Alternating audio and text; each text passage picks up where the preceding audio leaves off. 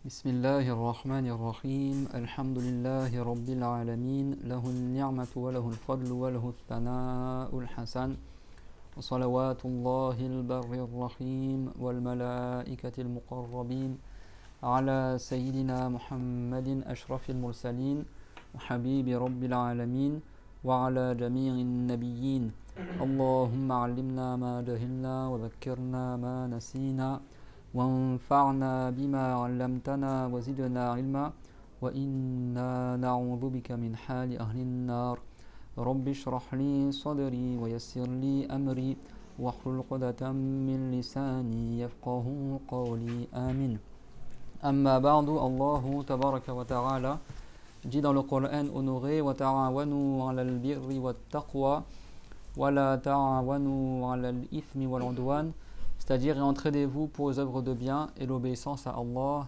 et ne vous entraidez pas pour le péché et la désobéissance à Allah. Donc on fait une bonne intention lillahi ta'ala dans le fait de s'entraider pour la piété. Et c'est quoi la piété? Éviter les péchés et suivre les obligations. Voilà. Éviter les péchés, accomplir les obligations. Juste Mariam, elle est où là? Ah.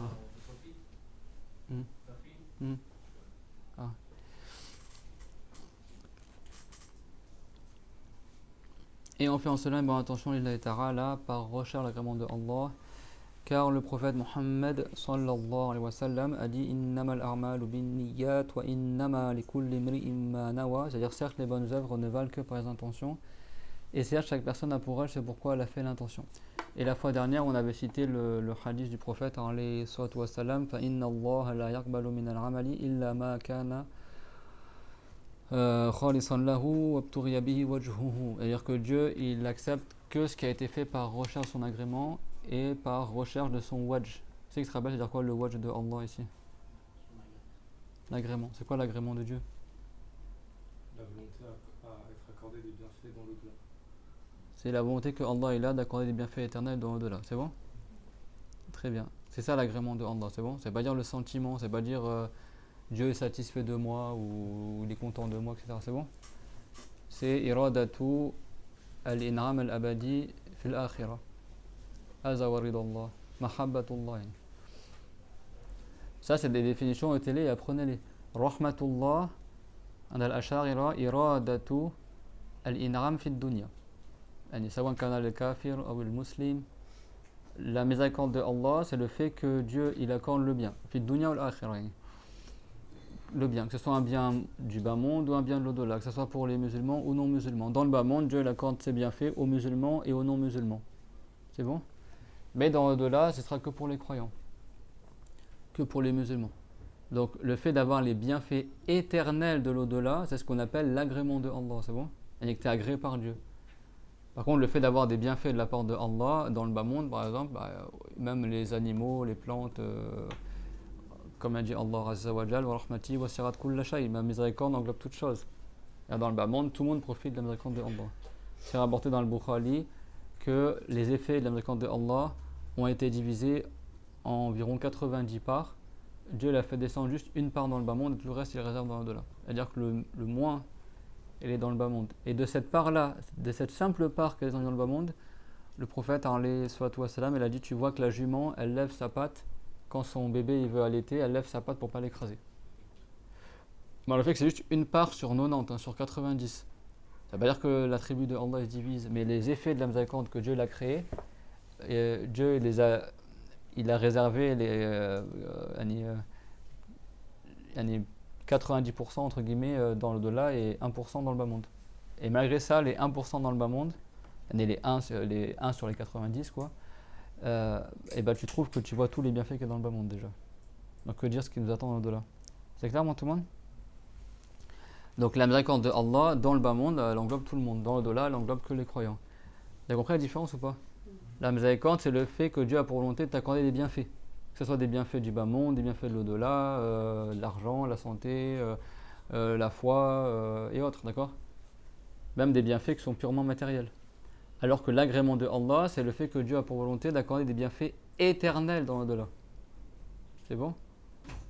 Donc là, c'est que pour celui qui a la victoire dans l'au-delà. Vous avez compris? Et ça, retenez-le par cœur. Donc dans le bas monde, Dieu il fait miséricorde même aux athées, même aux non-croyants, etc. C'est-à-dire qu'il leur accorde des bienfaits. C'est-à-dire ça à la base. Ça veut pas dire le pardon, la miséricorde, ça veut dire le fait que Dieu accorde des bienfaits, c'est bon? Et ça veut dire quoi, le Radabullah? Donc ça c'est ce qu'on appelle l'agrément de Allah, ou certains disent l'amour de Dieu, soi-disant. Et ce qu'eux ils appellent soi-disant la colère de Dieu, et Radabullah, c'est quoi? C'est la volonté que Dieu a de châtier, c'est bon? Donc en aucun cas ça veut dire des sentiments. Quand on parle de l'amour de Dieu ou la colère de Dieu, nous on ne dit pas ces mots-là, mais il y en a, les chrétiens le disent, certains, quand ils traduisent en français parmi les musulmans, ils le disent aussi. En arabe ça se dit, en français ça se dit à la base en français, mais nous en tant que musulmans, comme les gens ont une très faible compréhension à notre époque, on évite d'employer ces mots-là équivoques pour pas ouvrir la porte aux égarements. Mais en français ça existe, on dit la colère pour dire les flots se sont déchaînés, etc. La colère, la tempête, etc. C'est pas forcément le sentiment en français, la colère et l'amour. En français, on dit je fais ça pour l'amour de Dieu, c'est-à-dire pour l'agrément de Dieu. Mais nous, en tant que musulmans, dans cette époque-là où les gens ont une très faible compréhension, c'est interdit d'employer ces expressions-là parce que les gens maintenant ils vont comprendre les sentiments tellement ils sont faibles dans la croyance qu'ils ne comprennent pas le sens rhétorique. C'est clair? Donc on n'emploie pas des expressions qui pourraient ouvrir la porte aux égarements pour les anthropomorphistes, ce qu'on appelle dhalir. On évite en français de dire des paroles équivoques qui ouvrent la porte aux anthropomorphistes comme ça pour qu'après il regardez, il dit bien l'amour de Dieu, donc Dieu il est comme, tu vois, vous avez compris ou pas? Donc il vaut mieux paraphraser et donner le sens réel de ce qui est visé, dire Dieu a pour volonté d'accorder des bienfaits éternels, plutôt que de dire ah ben c'est Dieu il te donne son amour, ou tu soi-disant s'appeler à Dieu. Vous avez compris ou pas? Même si des fois en français il y a plusieurs sens. Mais les savants ils disent on interdit cela man'ran il-iham, afin d'empêcher l'illusion. مثل العبارات بالفرنسية يمنع إطلاقها لماذا؟ مع أنها وردت بالعربية تقول محبة الله غضب الله تقول بين يدي الله تقول ينزل ربنا تقول كذا وكذا لأن النصوص وردت بذلك فنحن نقول بما أوحي إلى الرسول عليه الصلاة والسلام فإذا كان صريحا محكم نقول كما ورد وإذا كان متشابها فنقول به كما ورد متشابها لكن نقول للناس بلا كيف أمروها كما جاءت بلا كيف على ما يليق بالله عز وجل هذا بالعربية لأن النص ورد بذلك أما عندما نترجم بالفرنسية لا نترجم حرفيا كما ورد متشابها نترجم بمعنى صريح لماذا؟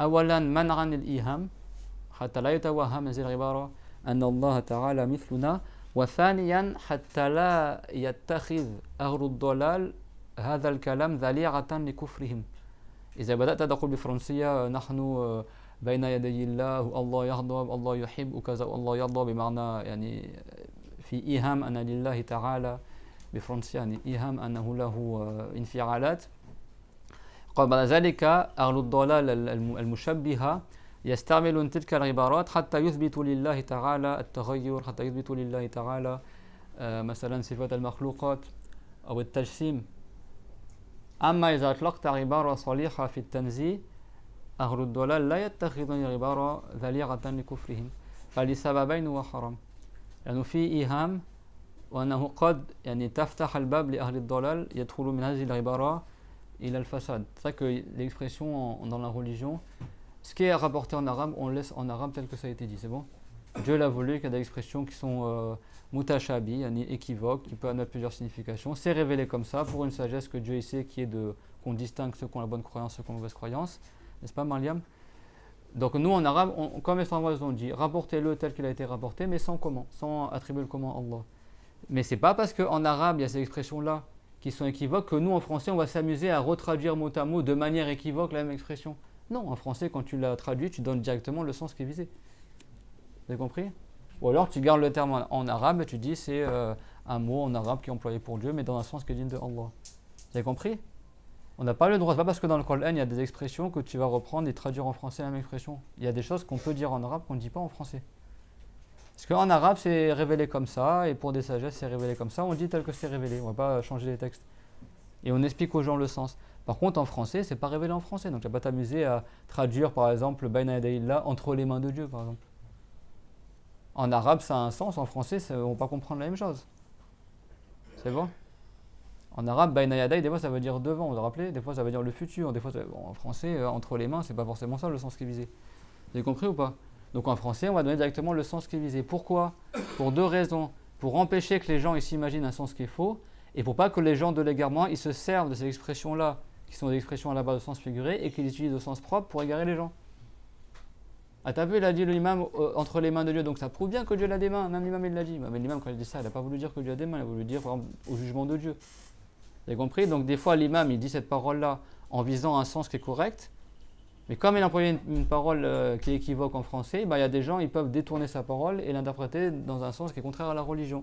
Alors que si l'imam avait fait le choix intelligent de traduire l'expression dans un sens clair en français, et les gens de l'égarement, ils n'auraient pas pu l'utiliser contre les musulmans. Vous comprenez ce que je veux dire?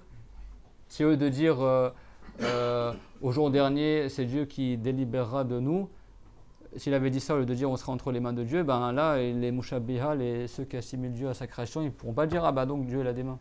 Si tu dis directement le sens que c'est Dieu qui nous jugera au jour dernier, ici il n'y a pas moyen de dire qu'il a des mains.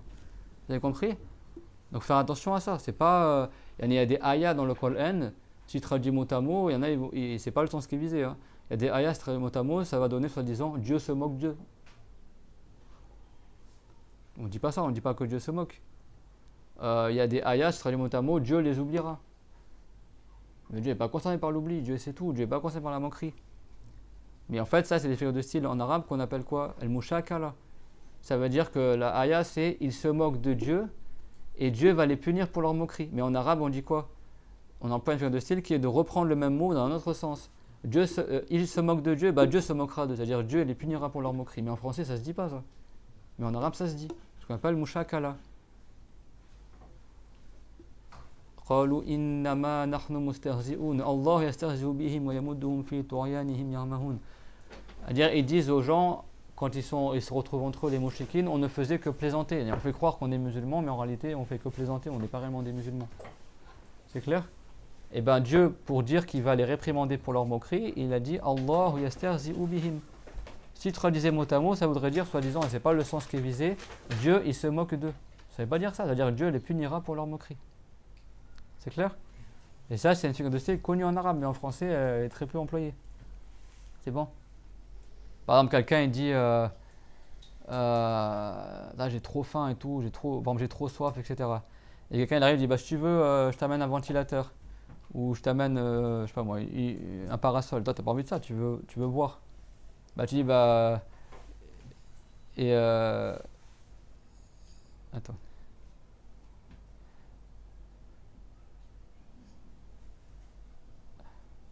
Par exemple, cas contraire, on va dire par exemple, lui il a hyper chaud et il veut s'ombrager, c'est bon? Et le gars il dit je te ramène à boire. Lui il veut pas boire, il veut juste être à l'ombre, c'est bon? Et donc il dit qu'est-ce que tu veux que je te ramène à boire? Et toi tu lui dis ramène-moi à boire un parasol par exemple, ou un ventilateur, t'as compris? C'est-à-dire que tu as remployé le mot qu'il a utilisé, mais en fait dans le sens que c'est pas que tu veux boire, t'as compris? C'est ça qu'on appelle le mushakala. C'est clair, vous avez compris ou pas? À dire que tu reprends, parce qu'il y a une concordance entre les termes, tu reprends le terme de l'autre mais dans un sens figuré. Vous avez compris? Par exemple, imaginons que ton fils fait plein de bêtises, il a chaud, etc. et il veut boire. Papa, j'ai soif, papa, j'ai soif. Et toi, il prend la tête, papa, j'ai soif, papa, j'ai soif. Il est hyper désagréable. Il va dire tiens, je vais te donner à boire une bonne fessée, tu vas boire. Tu vois, comme lui, il dit je veux boire, dis tu vas boire une fessée. Tu vois, la fessée, ça se voit pas. Mais tu as repris son mot à lui pour l'humilier. Et tu l'as retourné dans le sens que toi tu as voulu dire. Ça en français ça existe aussi un peu, mais dans le Coran il y a des expressions de ce style-là. C'est-à-dire que tu dis pas tout seul Dieu, soi-disant il fait la moquerie. C'est-à-dire que ça revient en réponse aux autres qui ont dit on se moque des musulmans. Et donc dans le contexte de la phrase, on comprend que ça ne veut pas dire que Dieu se moque, ça veut dire que Dieu les punira pour leur moquerie. Nasullah fanasiyahum. Ça veut dire littéralement ils ont oublié Dieu, donc Dieu les oubliera. C'est-à-dire eux, ils n'ont pas voulu adorer Allah.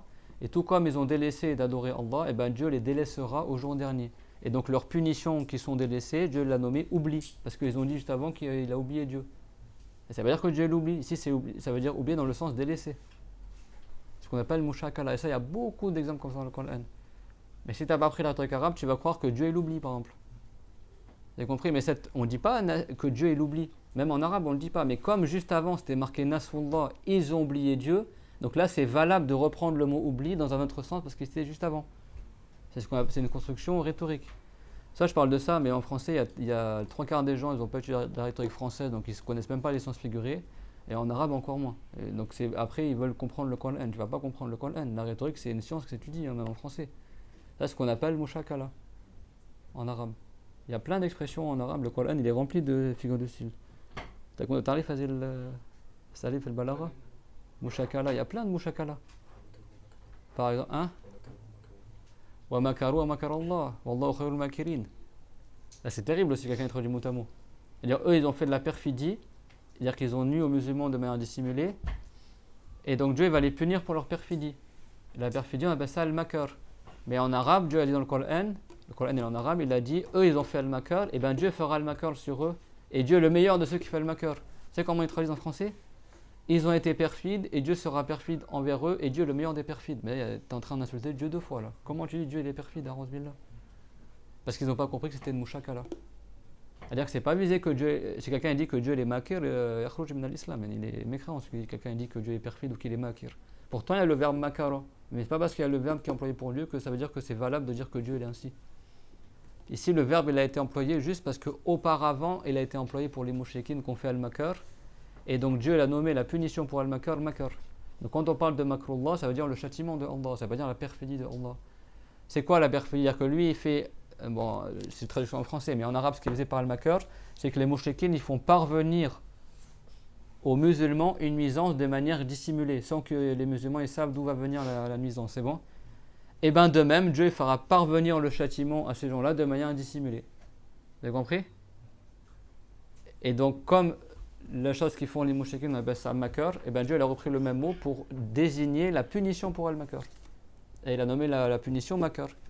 Donc il a dit wa makaru wa makarallah. Les mouchriquines ont fait al-makar, et Dieu il fera al-makar sur eux, et Dieu est le meilleur de celui qui fait le makar. Mais en fait, c'est pas au sens propre la aya. Vous avez compris? Ça veut dire, si traduire le sens, c'est ils ont fait des nuisances cachées pour les musulmans, et Dieu fera parvenir à eux le châtiment d'une manière dont ils ne s'attendent pas. Et certes, Dieu est le plus puissant à faire parvenir le châtiment aux gens ou la nuisance. C'est ça. Parce qu'en français, ça donne un sens qui est faux. Et si tu n'as pas appris la rhétorique arabe, tu ne vas pas savoir cela. Vous avez compris ou pas? Le Coran, c'est pas un magazine, tu traduis tout mot à mot. Et c'est pour ça qu'il y a beaucoup de gens qui s'égarent. C'est clairement tout le monde? Donc, Radabullah, ça ne veut pas dire la colère de Dieu, ça veut dire la volonté que Dieu a de châtier.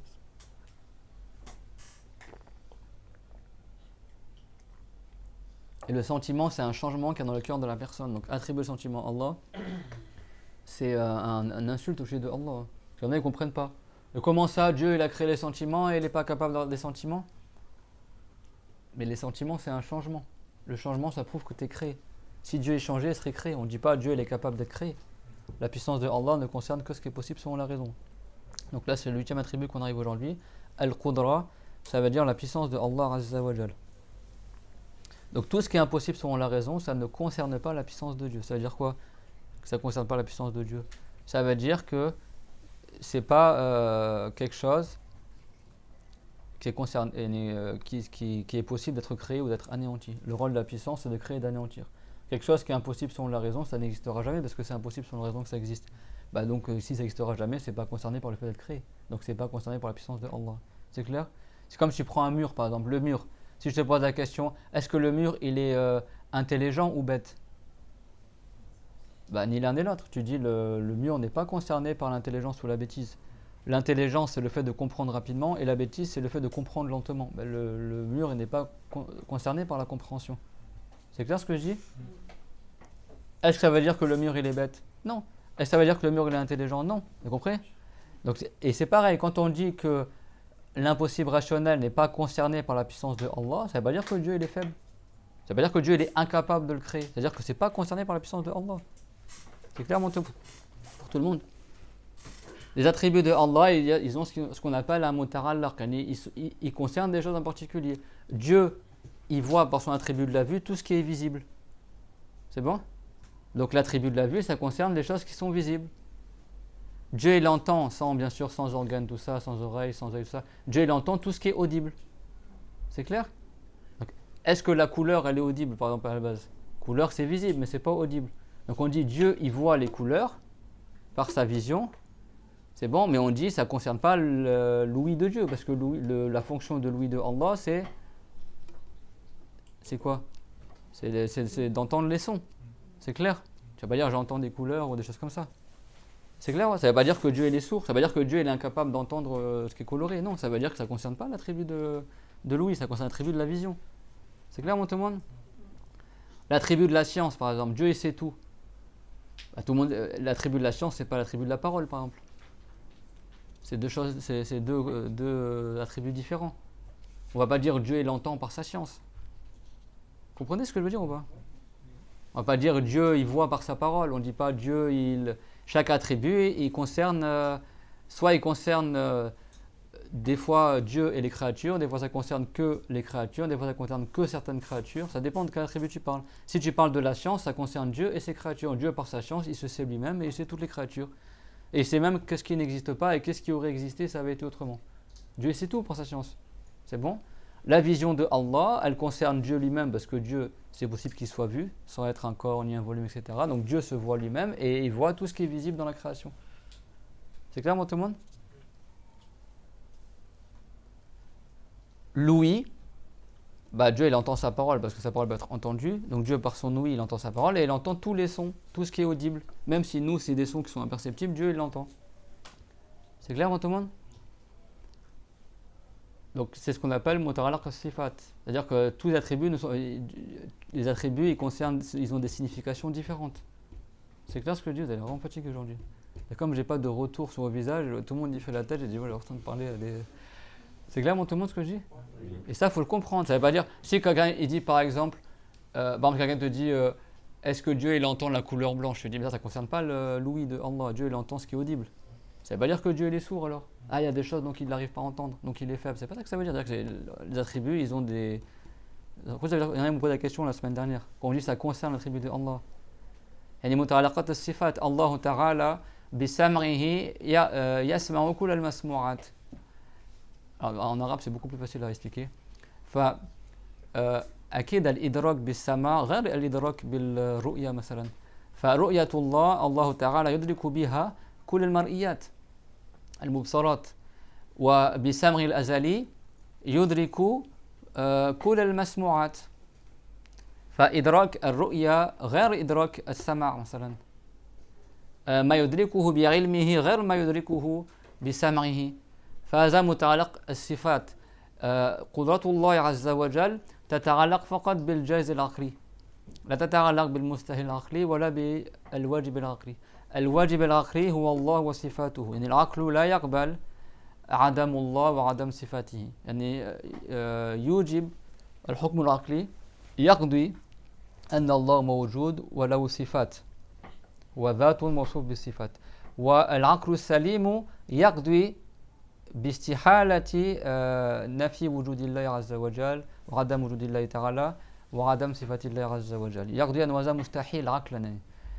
فوظيفة القدرة هو الإيجاد والإعدام. الله تعالى موصوف بقدرة أزلية أبدية بها يوجد المخلوقات الجائزة العقلية ويعدمها. فالأمر الذي ليس قابلا للإيجاد وهو الله عز وجل لأن هو موجود بلا بداية، فليس يعني لا تتعلق به قدرة الله عز وجل.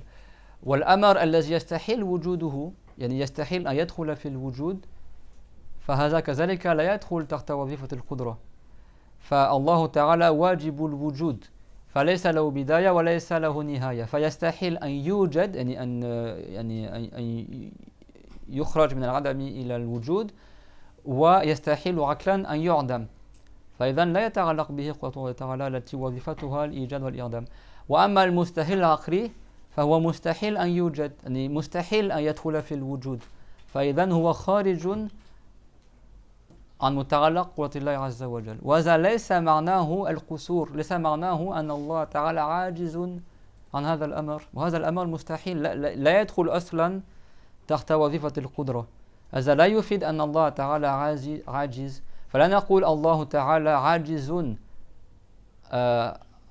عن يخلق من أن يخلق المستحيل العقلي، ولا نقول الله تعالى قادر على أن يخلق المستحيل العقلي، نقول هذا لا يدخل تحت وظيفة القدرة، هذا مستحيل.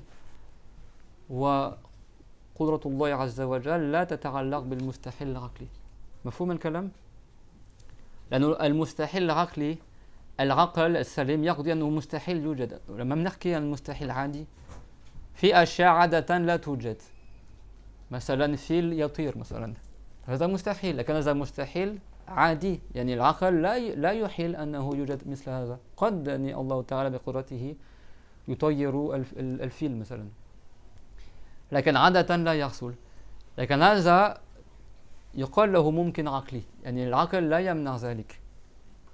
إذا كان الطائرة تطير وهي أكبر من الفيل، فما المانع أن الفيل يطير؟ إن شاء الله يطير، إن لم يشاء لا يطير.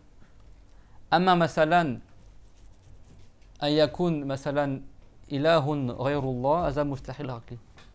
مستحيل عقلي أن يكون هناك إلهان مثلا.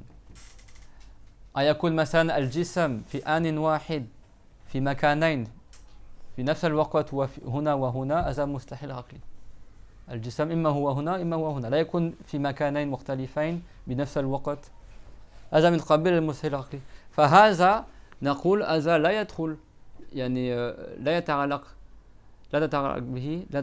به قدرة الله عز وجل. لا نقول الله عاجز عن خلقه، تقول هذا مستحيل عقلي، وقدرة الله عز وجل لا تتعلق بالمستحيل العقلي. هذا هو الجواب. لا تقول الله قادر على أن يخلقه، لأنه أنت تكون بذلك كذبت الشرع، جوزت المستحيل، قلبت الحقائق، وهذا كفر. ولا تقول الله ليس قادرا على خلقه، لأنه وصفت الله تعالى بالعجز، وهذا كفر. ولا تقول لا أدري، إذا قلت لا أدري معناه أنا لا أعرف صفات ربي، لا أعرف ربي، فكذلك كفرت.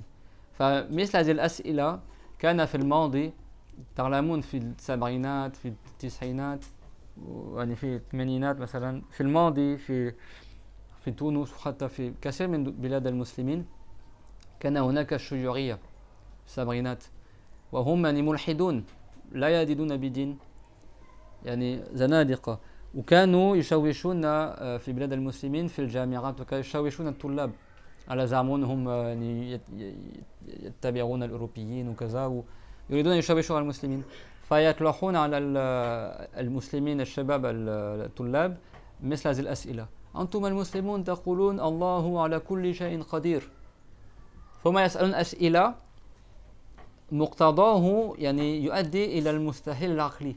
يقول: فإذا هل الله قادر أن يدخل إلى هذه القنينة مثلا؟ هذا مستحيل عقلي، يعني لأنه من يدخل في الشيء يكون مخلوقا، فكانه يقول هل الله تعالى قادر على أن يتحول إلى مخلوق؟ يعني هذا مستحيل عقلي، يعني هذا تكذيب للدين. يعني فلا نقول نعم ولا أدري، تقول هذا مستحيل عقلي، وقدرة الله عز وجل لا تتعلق بالمستحيل العقلي. هذا هو الجواب. لكن هم كانوا يجرون كثير من المسلمين الكفر بهذه الأسئلة، يشككون المسلمين في الإسلام يعني بهذه الأسئلة.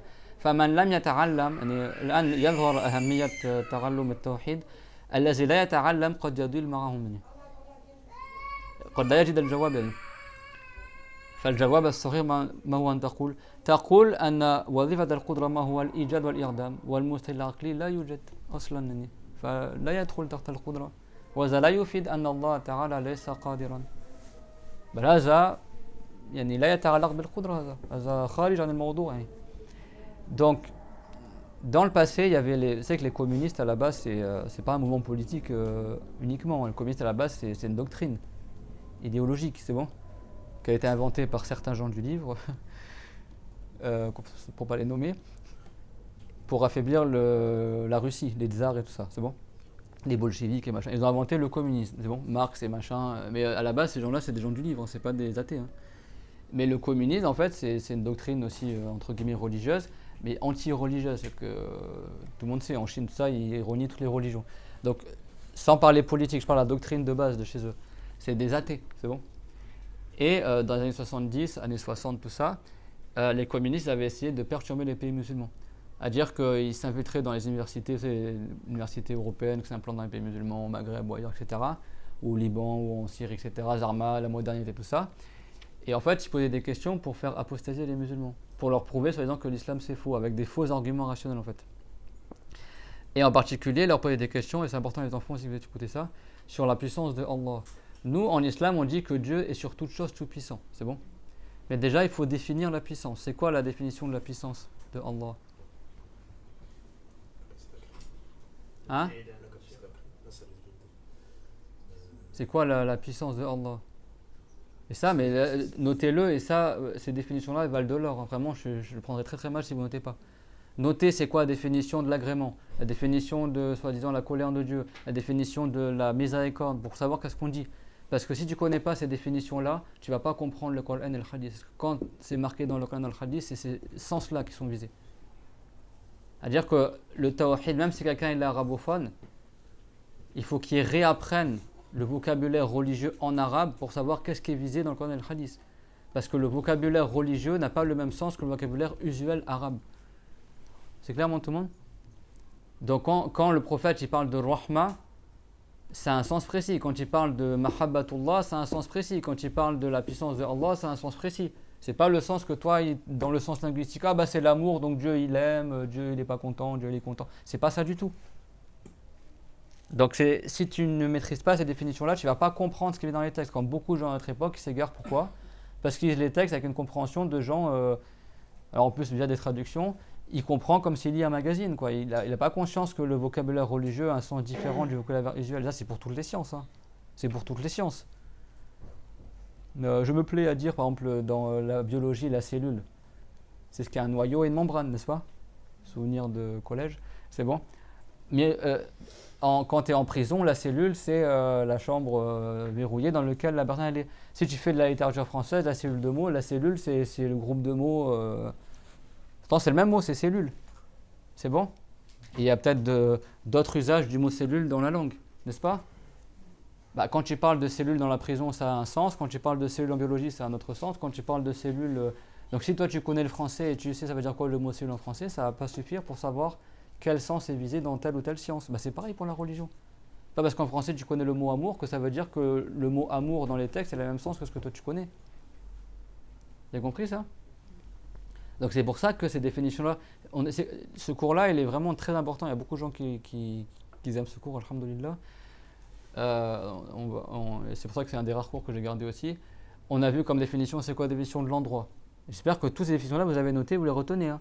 Définition de l'endroit, définition du mouvement, définition de l'immobilité, la définition, on a vu quoi? De la volonté, la définition du corps. Tout ça, c'est à apprendre par cœur.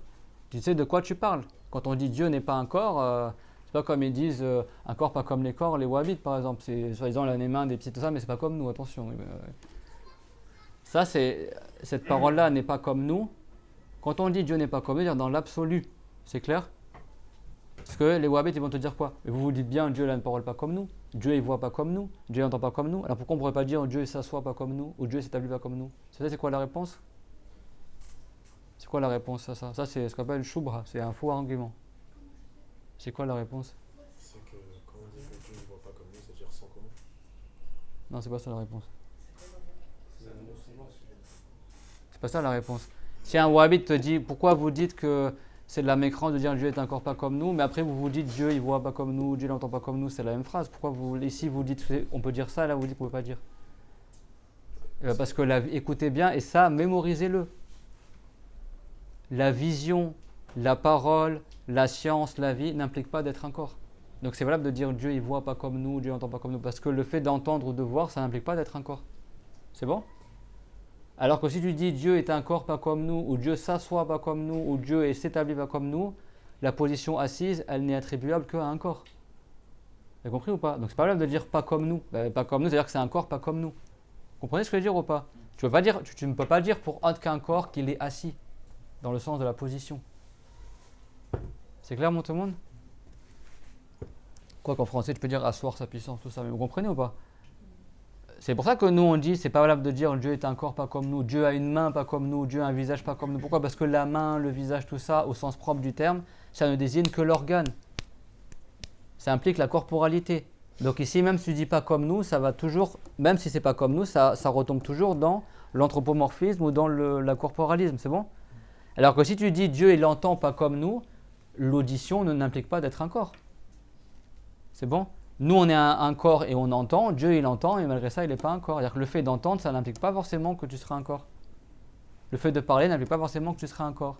Le fait de voir n'implique pas forcément que tu seras un corps. Donc là, c'est valable de dire Dieu, il voit pas comme nous. Dieu, il entend pas comme nous. Vous avez compris ou pas?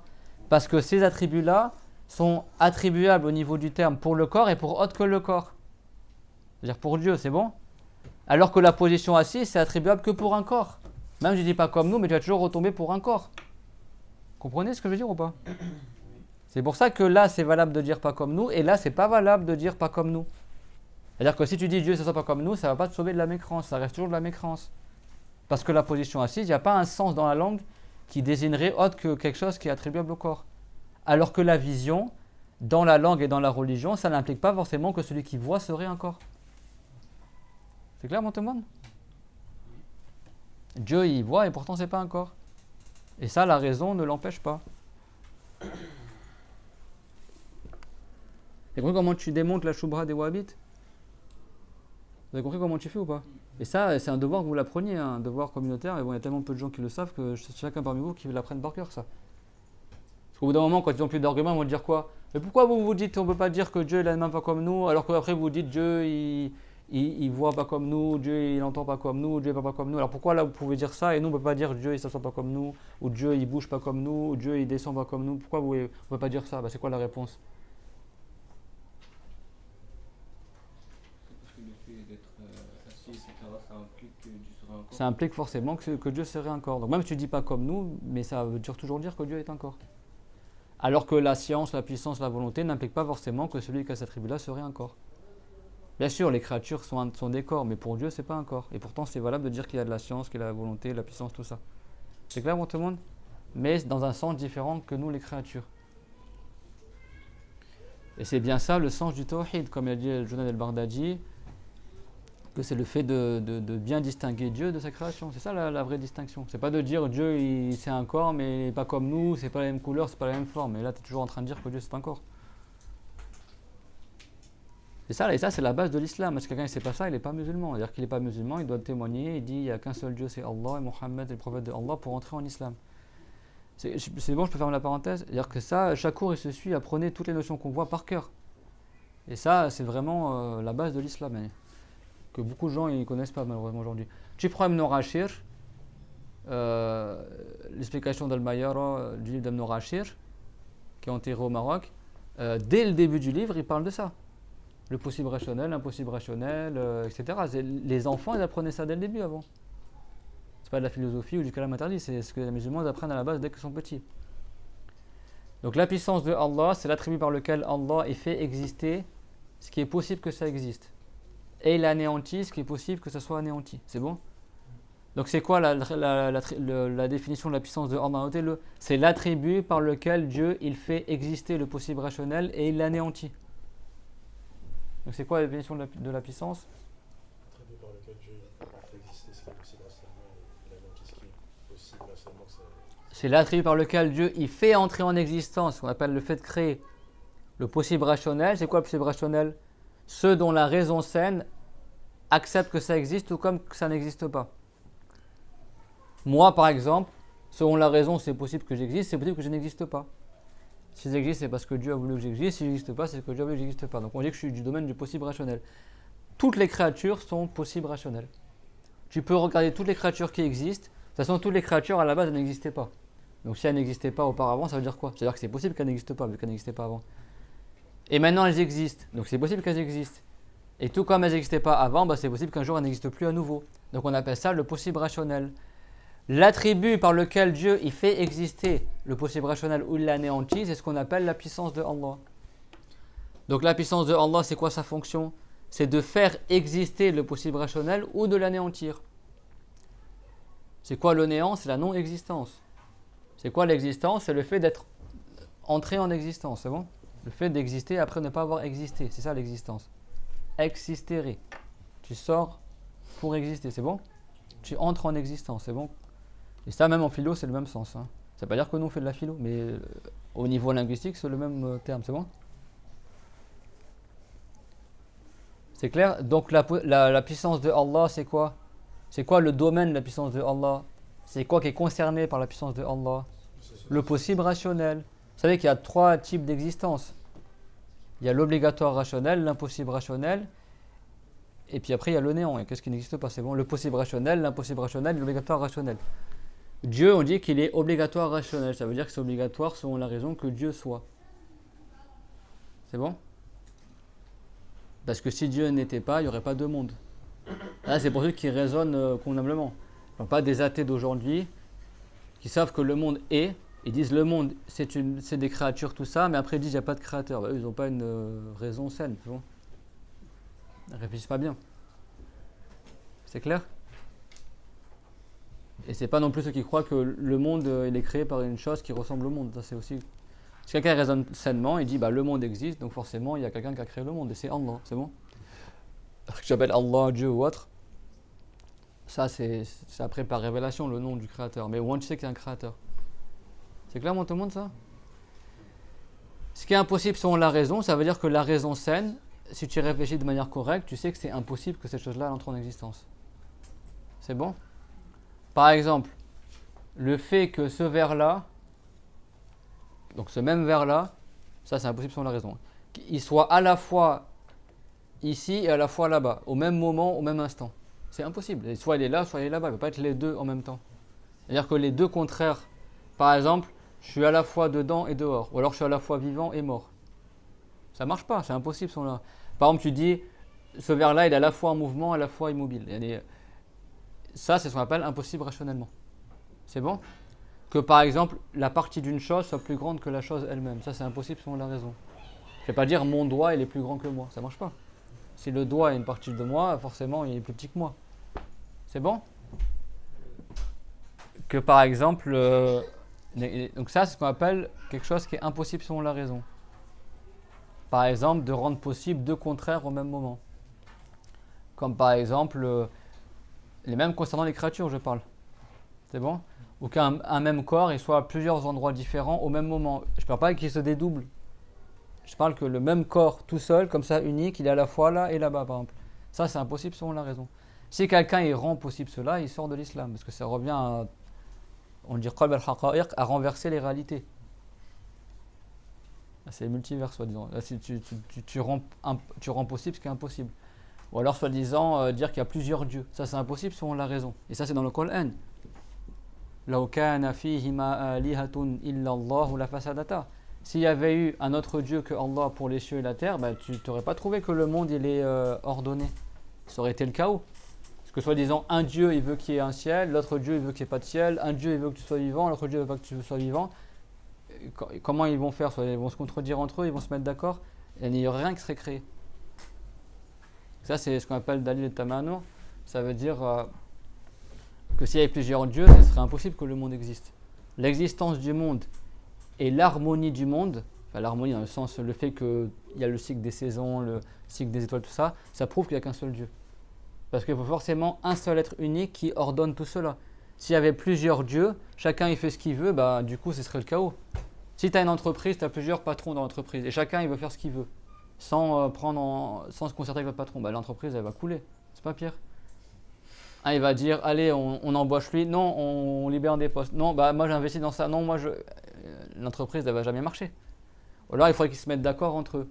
Donc s'il y avait plusieurs dieux, bien sûr ça c'est un rapprochement d'idées, ça ne veut pas dire que Dieu c'est comme un chef d'entreprise, mais s'il y avait plusieurs dieux, bah forcément il y aurait un dont sa volonté elle a lieu, et donc si l'un des deux sa volonté a lieu, l'autre elle n'aurait pas lieu. Bah, donc l'autre il ne serait pas Dieu parce que sa volonté elle n'a pas eu lieu. Et si tu dis bah non, ils se mettent d'accord entre eux, bah s'ils se mettent d'accord entre eux, c'est-à-dire qu'ils ont besoin l'un de l'autre. Donc ils sont faibles, donc ils ne sont pas Dieu non plus. Donc à quel que soit comment tu tournes le sujet, c'est impossible qu'il y ait plusieurs dieux, parce que ça amènerait au fait qu'ils ne sont pas Dieu en réalité.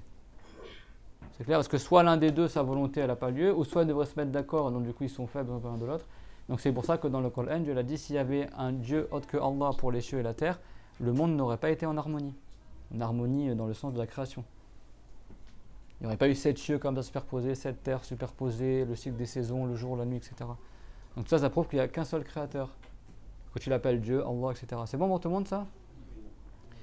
Donc le fait qu'il y ait un autre Dieu hormis Allah, ça c'est impossible selon la raison.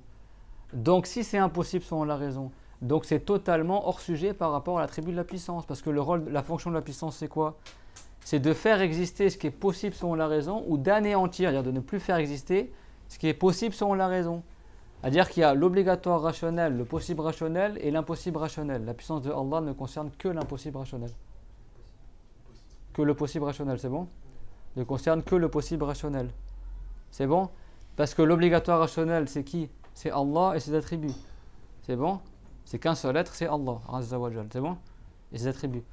Comme c'est obligatoire que Dieu soit, donc c'est impossible qu'il soit anéanti. Bah, du coup, il n'est pas concerné par la puissance, parce que la fonction de la puissance, c'est d'anéantir. C'est bon? Et comme Allah n'a pas de début, donc il n'est pas entré en existence. Et la fonction de la puissance de Allah, c'est de faire entrer en existence. Et comme Dieu n'entre pas en existence, c'est-à-dire que ça soit du domaine de l'entrée en existence ou du point de vue de l'anéantissement, dans les deux sujets, Dieu n'est pas du tout concerné par cela. Donc la puissance de Allah ne concerne pas Allah lui-même. Pas parce que Dieu serait faible, soi-disant il est tellement fort qu'il est faible sur lui. C'est pas ça que ça veut dire. C'est-à-dire que la fonction de la puissance, elle n'a rien à voir avec l'être de Allah. Vous avez compris? Et si c'est une chose, un sujet qui est impossible selon la raison, comme un deuxième Dieu, ou le fait que Dieu il rentre dans une bouteille, ou le fait que le Dieu il se transforme en une créature, ou que Dieu il change tout simplement, ça c'est impossible selon la raison. Ou le fait qu'il y ait plusieurs, je sais pas moi, que tu sois à plusieurs endroits au même moment. Je ne parle pas que tu te dédoubles, je parle que ton corps est à la fois ici et là-bas, en étant un seul corps, c'est bon? C'est clair, tout le monde? Ou par exemple qu'une chose elle soit à la fois vivante et morte, ou à la fois immobile et en mouvement, à la fois, c'est bon? Bah ça c'est impossible selon la raison. Donc ça ne concerne pas non plus la puissance de Allah. Ça ne veut pas dire qu'on dit Dieu il est incapable de créer ça. C'est clair, tout le monde? On dit ça ne concerne pas la puissance de Allah. Et c'est la seule réponse que tu as à dire. C'est clair, tout le monde? Parce que pour revenir aux Shouria, les communistes là, les athées, je ne parle pas le parti politique, parce qu'il y a des gens qui vont dire communistes mais ils sont musulmans ou chrétiens ou je sais pas quoi. Je parle de ceux qui ont vraiment la doctrine religieuse des communistes qui est l'athéisme, c'est bon? Qui ne reconnaissent aucune religion. Eux, eh ben, ils posaient des questions pour égarer les musulmans. À l'époque, dans les années 70 siècle, que même les Saoudiens, ils disent qu'ils ont inventé le wahhabisme pour combattre les communistes. Parce qu'ils avaient peur que les gens les apostasient à cause d'eux. C'est comme ça que Ben Salman il justifie soi-disant le wahhabisme, alors que le wahhabisme, ils ont été inventés au XVIIIe siècle. D'accord, c'était avant ça. Mais bon, eux, pour justifier, ils disent ça. Mais bon, si tu vas pas inventer un groupe extrémiste pour empêcher que les musulmans quittent l'islam, tu restes sur le vrai islam. C'est bon, mais bon, ça veut dire que c'est ce qu'ils disent les Saoudiens aujourd'hui. Peut-être vous n'avez pas connu ça parce que nous on est en Europe, mais sachez que notre chair par exemple et les gens du passé dans les pays musulmans, il y a eu un gros débat contre les communistes parce qu'ils posaient des questions de mécréance aux jeunes dans les universités. Des questions que si tu réponds oui tu sors de l'islam, si tu réponds non tu sors de l'islam et si tu réponds je sais pas tu sors de l'islam. Je veux dire, qu'est-ce qu'on répond alors? On répond la puissance de Allah ne concerne que ce qui est possible selon la raison. Ça ne concerne pas l'impossible rationnel ni l'obligatoire rationnel. Tout le monde a compris c'est quoi la réponse? Ouais. Donc je peux vous citer un exemple de question de mécréance qui posait. Là vous me dites pas oui, non, je sais pas. La réponse c'est ceci ne concerne pas la puissance de Allah. Parce que ce que tu avances là c'est impossible selon la raison. Et la puissance de Allah ne concerne que ce qui est possible selon la raison. Pourquoi? Si on te pose la question. Parce que la fonction de la puissance c'est quoi? C'est de faire exister ce qui est possible rationnel d'exister ou d'anéantir ce qui est possible rationnel que ça n'existe plus aussi. C'est bon? Donc ça ne concerne pas Dieu lui-même, parce que Dieu, c'est obligatoire rationnellement qu'il existe, et ça ne concerne pas les sujets impossibles selon la raison, parce que c'est impossible qu'ils existent. Donc ils ne seront jamais entrés en existence, parce que c'est des choses qui sont impossibles que ça existe. C'est bon?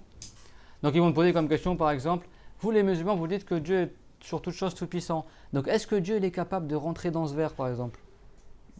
Si Dieu est rentré dans le verre, ça veut dire qu'il prendrait une forme, qu'il deviendrait une créature, qui est limité par le verre. Donc c'est impossible selon la raison que Dieu devienne une créature. Donc on ne dit pas oui, on ne dit pas non et on ne dit pas je sais pas. On dit ta question elle est absurde parce que le fait de prétendre que Dieu rentre dans le verre, ça voudrait dire que Dieu il se transforme en créature et ça c'est impossible selon la raison et la puissance de Allah ne concerne pas ce qui est impossible selon la raison. C'est ça la réponse. Et tu as vu comment il faut apprendre pour répondre? Parce que le musulman de base il va dire ah bah Dieu est tout puissant donc oui c'est possible. Et de là il tombe dans la mécréance. S'il dit non, ça veut dire qu'il dit que Dieu est faible, donc il tombe dans la mécréance. S'il dit je sais pas, ça veut dire qu'il ne sait pas les attributs de son créateur, donc il tombe aussi dans la mécréance. Vous avez compris? S'il dit oui, que c'est possible que Dieu rentre dans le verre, c'est-à-dire que pour lui, il considère possible que Dieu devienne une créature. Et ça, c'est de la mécréance, c'est-à-dire qu'il a renversé les réalités. S'il dit non, c'est-à-dire que Dieu ne peut pas, donc c'est-à-dire qu'il a dit que Dieu il est faible, et ça, c'est de la mécréance. Il faut faire attention. Il y a une différence entre dire c'est impossible cette chose-là et entre le fait de dire Dieu il ne peut pas. Parce qu'il y a certains Français, ils ont mauvaise habitude, même parmi nos frères, on dit Dieu il n'est pas concerné par cela. On ne dit pas Dieu il ne peut pas, parce qu'il ne peut pas c'est une parole de mécréance, ça veut dire Dieu il est faible. On ne dit pas Dieu il ne peut pas être un corps. On ne dit pas Dieu il ne peut pas avoir une couleur. On dit c'est impossible que Dieu soit un corps, c'est impossible que Dieu ait une couleur. On ne dit pas Dieu il ne peut pas. Parce que ne peut pas, ça veut dire laysa qadiran, il n'a pas la capacité. Donc ça veut dire que tu es en train de dire de la mécréance. Il y en a, c'est pour ça que les termes dans la croyance, il faut les employer comme c'est dit dans les cours. C'est pas toi t'inventes de ta tête. Il y a des frères et sœurs, par exemple, ils veulent expliquer la croyance à quelqu'un. Et il veut dire, par exemple, que Dieu il est exempt, ou il est munazza, il est exempt de la corporalité, par exemple. C'est-à-dire, il n'est pas concerné par le fait d'être un corps. Qu'est-ce qu'ils disent? Bah Dieu, il ne ressemble pas, donc Dieu ne peut pas être un corps, Dieu ne peut pas être une couleur. Et lui, il croit que ça veut dire, c'est impossible que Dieu soit une couleur. Bah non, tu es en train de dire que Dieu il est incapable. Et c'est pas pour autant on dit que Dieu, il peut être un corps. On dit ni il ne peut pas, ni il peut. Ça ne concerne pas la puissance de Allah. Peut, ça veut dire pouvoir, c'est bon? Donc on dit Dieu n'est pas concerné par la corporalité. On ne dit pas Dieu, il ne peut pas être un corps. Dieu, il ne peut pas avoir d'enfant. Dieu, on ne sait pas, ça c'est une formulation qui est fausse, qui est erronée, qui est maladroite, vous avez compris ou pas? Il y a des gens, au lieu de dire Allahu munazzahun anil walad, que Dieu est exempt de l'enfant, ils disent quoi? Dieu ne peut pas avoir d'enfant, Dieu ne peut pas avoir de femme. Il ne peut pas, ils disent ça, c'est de la mécréance de dire ça. Tu es en train de dire Dieu, il est faible. Naqul Allahu munazzahun anil walad. La naqul Allahu laysa qadiran ala ittikhaz al walad. Allahu بالعربية لا يقولون هذا أظن. لكن بالفرنسية أحيانا يريدون يقولوا يستحيل كذا يقولون لا يستطيع ذلك. En français, des fois, pour dire c'est impossible, on dit ça se peut pas. Mais faire attention, quand tu dis c'est impossible pour Dieu, on ne dit pas Dieu il peut pas. On dit c'est impossible pour Dieu. Parce qu'il ne peut pas, littéralement, c'est-à-dire que Dieu n'a pas la puissance de faire ça. Et donc nous, on ne dit pas pour les choses impossibles selon la raison que Dieu n'a pas la puissance. On dit ça ne concerne pas la puissance de Allah. Parce que la fonction de la puissance, c'est de faire exister ce qui est possible selon la raison. Ça ne concerne que ce qui est possible selon la raison. Donc ce qui est obligatoire selon la raison ou impossible selon la raison, ce n'est pas concerné par la puissance de Allah. C'est clair, tout le monde? C'est pareil, on ne dit pas Dieu il ne peut pas voir les couleurs. On dit la couleur, ce n'est pas concerné par... on ne dit pas Dieu ne peut pas entendre la couleur, par exemple. On dit la couleur n'est pas concernée par l'attribut de l'ouïe. L'ouïe, elle concerne que les sons, que les choses qui sont audibles. Par exemple, les sons, les choses qui sont audibles. C'est clair, tout le monde? Dieu, il voit que ce qui est visible. Allez, chaque attribut, il a, soi-disant, un champ d'action, un domaine. C'est bon? La vue, elle concerne que ce qui est visible. L'ouïe, elle concerne que ce qui est audible. C'est bon? La science de Allah, elle concerne toutes choses. Là, il n'y a pas d'exception par contre. Dieu, il sait tout. Il se sait lui-même. Il sait le passé, le futur, le présent, le conditionnel. Qu'est-ce qui est possible selon la raison? Qu'est-ce qui est impossible? Qu'est-ce qui est obligatoire? Dieu, il sait tout. Là, il n'y a aucune exception. Pour la vision, ça concerne ce qui est visible. Donc Dieu, il se voit. Dieu, il voit ses attributs. Dieu, il voit tout ce qui est visible. Voilà, c'est bon. L'ouïe, Dieu, il entend tout ce qui est audible. C'est clair que ça soit des sons qui nous parviennent à nous ou des sons qui ne nous parviennent pas à nous. Des fréquences qu'on peut entendre, des fréquences qu'on ne peut pas entendre, c'est clair? Vous avez compris ou pas? D'ailleurs, si on regarde dans le Coran, Dieu il dit qu'il entend nos paroles à voix basse et il sait ce qu'il y a dans nos cœurs. C'est bon? Ce que tu dis dans le cœur, c'est pas un son, c'est bon? Mais Dieu il sait ce qu'il y a dans ton cœur. Donc chaque attribut, il a un domaine, c'est clair, tout le monde?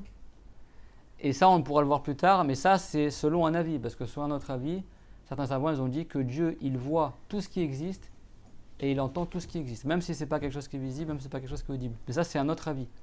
Mais à la base, l'avis que nous, on prend, c'est que l'attribut de l'ouïe, elle concerne que ce qui est audible, et l'attribut de la vision concerne que ce qui est visible. Mais malgré ça, les savants, ils disent que chaque attribut, il a un domaine différent. Ça veut dire que... Vous comprenez ce que je veux dire ou pas? À dire... l'arabe c'est facile, mais en français je ne sais pas comment on pourrait dire. Mais si c'était valable de dire ça en français, les arabes ils disent que Dieu il perçoit par sa vision autre que ce qu'il perçoit par son ouïe, par exemple. Vous comprenez ce que je veux dire? Que Dieu il perçoit par sa science une perception qui est différente que la perception par l'ouïe. C'est différent que la perception par la vue. Vous comprenez ce que je veux dire? Al-idrak, yani. C'est clair ce que je veux dire? Donc c'est-à-dire qu'on Quand on dit que Dieu il voit tout ce qui existe et Dieu entend tout ce qui existe, c'est pas le même attribut. C'est deux significations différentes. C'est clair, mon tout le monde? Donc en arabe on dit idol. Après en français, je pense pas qu'on. Enfin, si on peut dire percevoir pour Dieu, mais juste pour comprendre la notion que je veux dire. C'est clair, mon tout le monde? Chaque attribut il a un champ d'action différent. Et bien la puissance de Allah, ça ne concerne que le possible rationnel. C'est bon? La science de Allah, ça concerne à la fois le possible rationnel, l'impossible rationnel et l'obligatoire rationnel. La vision de Allah, ça concerne que ce qui est visible. L'ouïe de Allah, ça concerne que ce qui est audible. C'est bon? La volonté de Allah, elle ne concerne que le possible rationnel. Parce que c'est quoi la définition de la volonté? C'est l'attribut par lequel Dieu spécifie le possible rationnel par des caractéristiques plutôt que d'autres, et par un temps plutôt qu'un autre. Très bien. Et iradatullah, c'est quoi? Sifa allati yukhassisullahu ta'ala biha al-mumkin al-aqli bi sifatin dunna ukhra wa bi waqtin dunna akhar. C'est vrai que si tu n'apprends pas les définitions, tu ne sais même pas de quoi tu parles. La volonté de Allah, c'est l'attribut par lequel Allah il spécifie le possible rationnel, donc la créature, par un attribut plutôt qu'un autre et par un temps plutôt qu'un autre. Dieu n'est pas spécifié par un spécificateur. Il n'est pas sujet au temps. Et ses attributs sont propres à son être. C'est-à-dire quoi propre à son être? C'est-à-dire que ce n'est pas quelqu'un qui a spécifié Dieu par tel ou tel attribut. Donc les attributs de Allah ne sont pas par la spécification de quelqu'un. Et Dieu n'est pas soumis au temps. Donc Dieu n'est pas concerné par sa volonté. Parce que la fonction de la volonté, c'est de spécifier le possible rationnel par un attribut plutôt qu'un autre et par un temps plutôt qu'un autre. Tu as compris ou pas? Donc la volonté de Allah, son champ d'action, c'est que la création. Donc l'importance d'apprendre une définition pour comprendre le tawhid. La volonté de Allah ne concerne que les créatures. C'est bon? Parce que la volonté de Allah, c'est l'attribut par lequel Dieu spécifie les créatures par le jaune plutôt que le rouge, ou par le vert plutôt que le marron, ou par la grande taille plutôt que la petite taille, ou par la petite taille plutôt que la grande taille, ou par telle époque plutôt qu'une autre, ou par tel endroit plutôt qu'un autre. C'est ça la volonté de Allah. Et Dieu fait ce qu'il veut, c'est bon?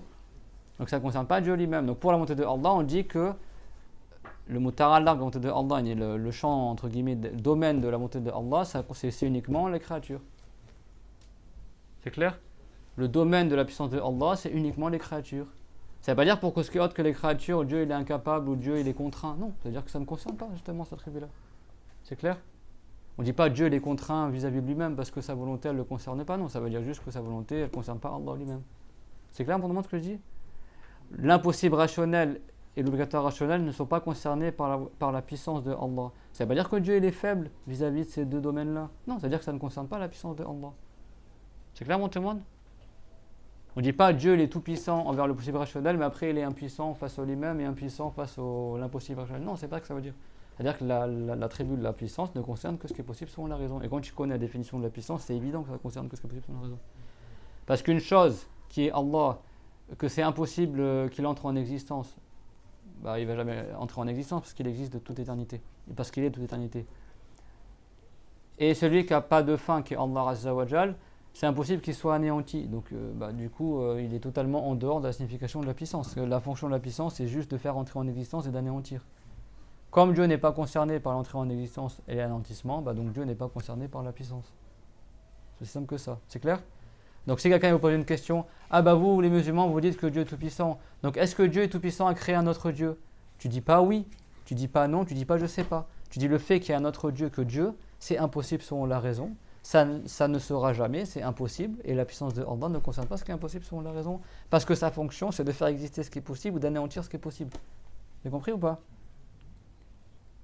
S'il y avait un autre Dieu que Dieu, si Dieu avait créé un autre Dieu, cet autre Dieu-là serait entré en existence, n'est-ce pas? Donc il ne serait pas Dieu, il serait une créature. Rien que ça, déjà, c'est impossible. Tu ne peux pas entrer en existence et en même temps être Dieu. Parce que pour être Dieu, il ne faut pas avoir de début, il faut être incréé pour être Dieu. Et le seul qui est incréé, c'est Allah Azza wa Jal. Le tawhid, ça demande de l'intelligence. C'est pour ça que la science, c'est pas suffisant. Si quelqu'un n'a pas de compréhension, il va s'égarer. Tawhid, si tu es fort en tawhid, tu es très intelligent. Ça augmente ton intelligence. C'est que de la logique. Vous avez compris ou pas? Tu ne peux pas dire Dieu est créé un autre Dieu. Mais si tu dis créé, donc c'est une créature, donc ça peut être un Dieu. Ça va être une créature, c'est tout. Donc il n'y aura pas deux dieux. Au final, il y aura Dieu et la créature qui l'a créé. Vous avez compris ou pas? Tout le monde a compris c'est quoi l'attribut de la puissance? Et ça, c'est très dangereux. Quand on dit wa huwa ala kulli shay'in qadir, Dieu est sur toute chose tout puissant, n'est-ce pas? Shay, ça veut dire quoi en arabe? Tout ce qui existe. Tout ce qui est, c'est bon? Oui, tout ce qui est. Tout ce qui est, c'est bon? Shay. Donc ça englobe Allah et les créatures qui sont, c'est bon? Quelqu'un pourrait dire, alors pourquoi Dieu il a dit qu'il est sur toute Shay tout puissant? Donc Shay ici, dans la langue, ça peut englober Allah et les créatures. Mais par l'argument rationnel, on sait que cette ayah ne concerne pas Dieu lui-même. Et sachez une chose, c'est qu'il y a plusieurs biais, plusieurs critères pour interpréter le Coran. Et parmi les critères pour interpréter le Coran, il y a les arguments rationnels. C'est clair? Parmi les choses que les savants utilisent pour interpréter le Coran, il y a les contextes de la phrase, c'est bon? Il y a les arguments du Coran et du Hadith qui sont dans d'autres textes ou dans la même phrase. Et il y a aussi l'argument rationnel. L'argument rationnel à lui seul est suffisant pour interpréter le Coran de la bonne manière. Quand Dieu l'a dit « Wa khalaqa kulla shay », il a créé toute shay, ici c'est évident selon la raison que le mot shay ne concerne pas Allah lui-même, ça concerne juste ce qui est autre que Dieu. C'est bon? Quand Dieu l'a dit « Wa huwa ala kulli shay'in qadir », il est sur toute chose, toute shay, tout puissant. Ici par la raison, l'argument rationnel te dit que ici le mot shay il est restreint que aux créatures. Mais quand il te dit « Wa huwa bi kulli shay'in alim » et il est savant de toute shay, ici il n'y a pas d'argument rationnel qui vient de restreindre le sens. Donc ça veut dire qu'il est savant des créatures et de lui-même. C'est bon? Donc le mot shay, même si c'est dans la langue arabe, il peut désigner Dieu. En fonction du contexte de la phrase ou de la preuve rationnelle, et bien des fois c'est obligatoire de l'interpréter pour autre que Allah. C'est clair mon tout le monde? Kullu shay'in halikun illa wajhahu. Toute chose périra sauf son wajh. Le wajh de Allah. C'est bon? Ça c'est un des sens du mot. On dit quoi au début du cours? Le mot wajh c'est dans quel sens? L'agrément. Aussi dans quoi on a vu quoi? Allez, c'est pas tout le temps un attribut de Dieu, hein, le wajh. L'être de Allah. Après on a vu quoi? Donc l'agrément de Allah, l'être de Allah, c'est-à-dire quoi aussi le wajh de Allah? La direction que Dieu agrée. Et ça veut dire aussi, comme l'a dit Al-Bukhari dans le Tafsir al-Qasas, à la fin de son Sahih, il a dit Illa mulkahu, la souveraineté de Allah, on l'appelle aussi wajh. Kullu shay'in halikun illa wajhahu. Donc ici, que toute chose périra sauf le wajh de Allah, et bien ici, toute chose périra, c'est hormis Dieu. Donc ici, le mot chose, shay, il n'implique pas Allah. Même si dans la langue, le mot shay peut dire désigner Allah, mais dans le contexte rationnel de cette ayah, on sait par la raison que ça désigne pas Allah. C'est bon? Il y a un égaré anthropomorphiste dans le passé, avant les Wahhabites, s'appelait Abu Simran al-Tamimi. Lui, il a lu l'ayah, il a dit Kullu shay'in halikun illa wajhahu. Il a dit Dieu c'est un shay et le monde c'est un shay. Donc ça veut dire que Dieu il disparaîtra et le monde va disparaître, sauf son wajh et sauf ça. C'est-à-dire que lui, il n'est pas du tout allé dans le contexte rationnel. Il a dit, comme dans la langue, le mot shay peut désigner Allah aussi. Donc il a dit, même Dieu périra, mais sauf son visage. Ça, c'était une secte qu'on appelait, qui était une secte qui croyait que Dieu est un corps, qu'on appelait le Bayaniya. Leur chef, c'est Abu Simran al-Tamimi. Banu Tamim, le même tribu que Ibn Taymiyyah. Il y a plein d'égarés qui viennent de Banu Tamim. Après, il y a des grands savants aussi qui viennent de Banu Tamim aussi. Mais de Banu Tamim, il y a beaucoup de gens extraordinaires dans leurs croyances d'égarement. Et il y a aussi des grands savants, d'accord, comme Abu Mansur al-Bardadi et d'autres. C'est bon, lui, il n'a pas restreint le mot shay par la preuve rationnelle. C'est clair, tout le monde? Donc, même si dans la ayah c'est marqué que Dieu est sur toute shay tout puissant, ici le mot shay, il englobe quoi? Que le possible rationnel. Ça ne concerne pas Dieu lui-même ni l'impossible rationnel. Donc, elle n'est pas dans l'absolu, cette ayah. C'est clair? Et ça, comme on l'a su, par la raison. C'est clair, tout le monde? Parce que le Coran, il ne va pas être interprété par une chose qui est contraire à la raison. Alors que dans Surat Yusuf, Dieu l'a dit Qul hadhihi sabili ad'u ila Allahi ala basira. Voici ma voie, j'appelle à adorer Allah selon une basira, selon des preuves rationnelles, selon une rationalité, selon une logique. C'est dans le Coran ça. Donc le Coran, on ne l'interprète pas dans quelque chose qui est contraire à la logique. C'est bon? Et parmi les choses importantes à savoir, c'est que Dieu il ne dément pas sa parole. S'il révèle un texte, il ne va pas dire le contraire du texte. C'est clair, tout le monde, ça? Ça, je dis ça parce que vous savez que la condition pour entrer au paradis, c'est d'avoir la foi. C'est pas dire que tant que tu es musulman, fais n'importe quoi, tu tues tout le monde, tu fais n'importe quoi, tu iras au paradis. Non, bien sûr, tu as la foi, tu Il y a des musulmans qui iront en enfer, d'accord? Mais tôt ou tard, ils iront au paradis. Il y a des gens, pour eux, c'est soit noir, soit blanc. Il y en a, ils m'ont critiqué. Je sais qu'il y a beaucoup de gens, ils disent ces paroles-là, c'est que j'en parlerai dans le cours. C'est que, il y en a, ils ne comprennent pas qu'en fait, on ne rentre pas au paradis juste parce que tu as fait du bon comportement envers les gens. Je vous donne juste un exemple. Si quelqu'un, il insulte ses parents, c'est bon? Il crache sur ses parents, il insulte ses parents, il les frappe, il dit moi j'ai pas de parents, vous n'avez pas mes parents, il renie ses parents, c'est bon? C'est horrible. Et ça, même les athées, pour eux, c'est horrible de faire ça, n'est-ce pas? Et après, il va faire une association de bienfaisance, les restos du cœur, ou je sais pas quoi, aussi ou ça. Est-ce que le fait qu'il a fait une association de bienfaisance, ou par exemple il va en Afrique aider les pauvres, machin, ça va faire de lui quelqu'un de bien? Alors qu'il renie ses parents, tout ça? Même les athées, ils vont dire, mais à quoi ça lui sert qu'il fasse tout ça et il n'est même pas capable de... N'est-ce pas ou pas? Alors que dire de ceux qui nient carrément le créateur de leurs parents? C'est-à-dire, soi-disant, ils font du bien aux gens, mais après ils insultent Dieu quand ils sont tout seuls, ou ils disent Dieu n'existe pas. Ben, ce sont des injustes. C'est pas parce qu'ils vont faire du bien avec leurs voisins que ça y est, ça a effacé leur injustice. Vous avez compris ce sujet-là? Les gens, ils ne comprennent pas ça.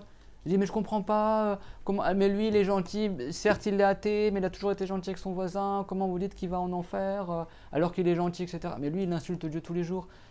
Il reconnaît même pas son créateur. Tu crois qu'au jour dernier, moi, c'est un truc qui me fait toujours rigoler, c'est que si quelqu'un ne croit pas en Dieu, si quelqu'un, pour lui, tout ce qu'on raconte là, c'est du n'importe quoi, et il croit qu'il ne sera pas ressuscité au jour dernier, c'est bon? Alors, en quoi ça le dérange qu'on dise qu'il ira en enfer? Si lui, il ne croit pas à l'enfer. Je vous donne un exemple tout simple. Moi, si un adorateur du soleil, c'est bon? Un adorateur du soleil vient me voir. Il me dit, Ibrahim, si tu n'adores pas le soleil, eh ben, après ta mort, tu seras transformé en tronc d'arbre. Moi, je ne crois pas à son truc. Je sais très bien que c'est faux. J'en ai rien à faire. Est-ce que moi, je vais être, non, comment tu dis ça, en tronc d'arbre, alors tout le bien que j'ai fait dans ma vie, j'en ai rien à faire, n'est-ce pas? Je m'en contrefiche. Parce que je sais très bien que moi, après un moment, il n'y aura pas ça. C'est clair, tout le monde? Donc pourquoi eux, ils le prennent mal? Que nous, dans notre croyance à nous, si quelqu'un il n'est pas croyant, il ira en enfer? Oui, comment ça, vous dites ça? Mais toi, tu n'y crois pas. Parce qu'il n'a pas la certitude, c'est pour ça qu'il sait. Tu n'y crois pas. Pourquoi tu es offusqué si tu n'y crois pas? Vous avez compris ou pas? Parce qu'au fond d'eux, ils savent très bien que c'est la vérité, mais c'est juste qu'ils ont envie de se soumettre à Allah Azza wa Jal. Mais si tu n'y crois pas, pourquoi alors tu t'en plains? Et vous croyez que chez les chrétiens, l'enfer, ça n'existe pas? Vous croyez que pour un chrétien, quelqu'un qui n'est pas chrétien, il n'ira pas en enfer? Ça existe la même chose chez les chrétiens. Vous croyez que chez les juifs, ça n'existe pas l'enfer? Pour les juifs, si quelqu'un n'est pas juif, il ira en enfer. Pour un chrétien, si quelqu'un n'est pas chrétien, il ira en enfer. Pour un musulman, si quelqu'un n'est pas musulman, il ira en enfer. Pourquoi les gens ils s'offusquent aujourd'hui? Oui, comment ça? Après, toi, si c'est pas ta religion, si tu n'as pas envie de croire en ça, c'est ton problème. Si tu n'as pas envie d'y croire, passe ton chemin. Pourquoi tu fais l'offusquer? Tu as compris ou pas? Il y a plein de choses que... Le paradis, ça existe aussi chez les Celtes ou machin, le nirvana. Tu as aussi les bouddhistes, ils ont leur paradis à eux, ils ont leur châtiment à eux. L'enfer, ça existe chez les Grecs aussi. Sauf que pour eux, l'enfer, c'est là où ils vont les morts, même si ce n'est pas un lieu de châtiment. Mais le châtiment en enfer, ça existe aussi chez les Grecs, chez les polythéistes grecs. C'est une notion qui existe dans beaucoup de religions. Si quelqu'un n'y croit pas, qu'il passe son chemin, vous avez compris ou pas? Pourquoi les gens ils font la guerre à l'islam sur ce point-là? Ouais, vous dites ça, nanana. Alors avec tout le bien qu'il a fait, etc. Mais en fait, même un musulman, s'il fait du bien, mais par exemple le bien qu'il fait, il nuit aux musulmans après à ce bien-là, ça efface le bien qu'il fait. Ya ayyuhalladhina amanu la tubtilu sadaqatikum bil mani wal adha kalladhi yunfiqu malahu ri'a an-nas. Si toi tu fais du bien à un musulman, mais en étant insincère, ton bien ne compte pas. Pourtant tu as fait du bien, mais ça compte pas. Et pourtant tu es musulman, mais ça compte pas quand même. Si tu fais du bien envers un musulman, et après tu lui rappelles le bien que tu as fait envers lui pour lui briser le cœur. Ah, mais n'est-ce pas que moi je t'ai donné 10 € la fois dernière, et c'est comme ça que tu me traites, alors que moi je t'ai donné 10 € et tu te sers de ton bien pour attaquer le musulman. Dieu, il efface la récompense que tu avais dans cette bonne action-là. C'est bon? N'est-ce pas que si tu fais des actes de bien, mais tu es injuste envers les musulmans, et tu ne fais pas le repentir, tes victimes dans au-delà, ils prendront tes hasanat, ils serviront dans tes hasanat et ils récupéreront les bonnes actions que tu as acquises. Et si tu n'as plus de bonnes actions, après ils seront pris leurs mauvaises actions à eux et se seront mis dans ta balance à toi. Alors même le musulman, s'il fait du bien, des fois ça ne compte pas dans au-delà.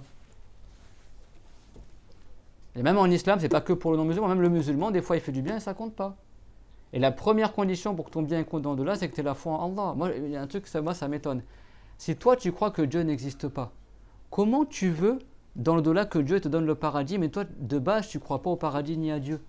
Mais c'est normal que tu n'aies rien dans l'au-delà parce que tu n'y crois pas. Comprenez ce que je veux dire ou pas? C'est comme si quelqu'un, toute sa vie, il dit « Moi, j'ai jamais eu de père, mon père, c'est pas mon père », il insulte son père tous les jours, tout ça.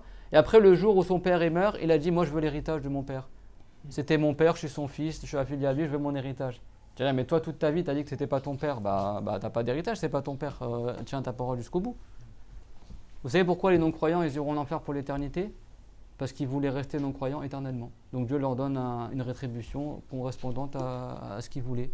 Et pourquoi le musulman est éternellement au paradis? Parce qu'il veut rester musulman pour l'éternité. Donc Dieu lui donne une récompense qui correspond à son intention. C'est aussi simple que ça. Le musulman, il croit en Dieu. Donc dans l'au-delà, il aura ce que Dieu lui a promis.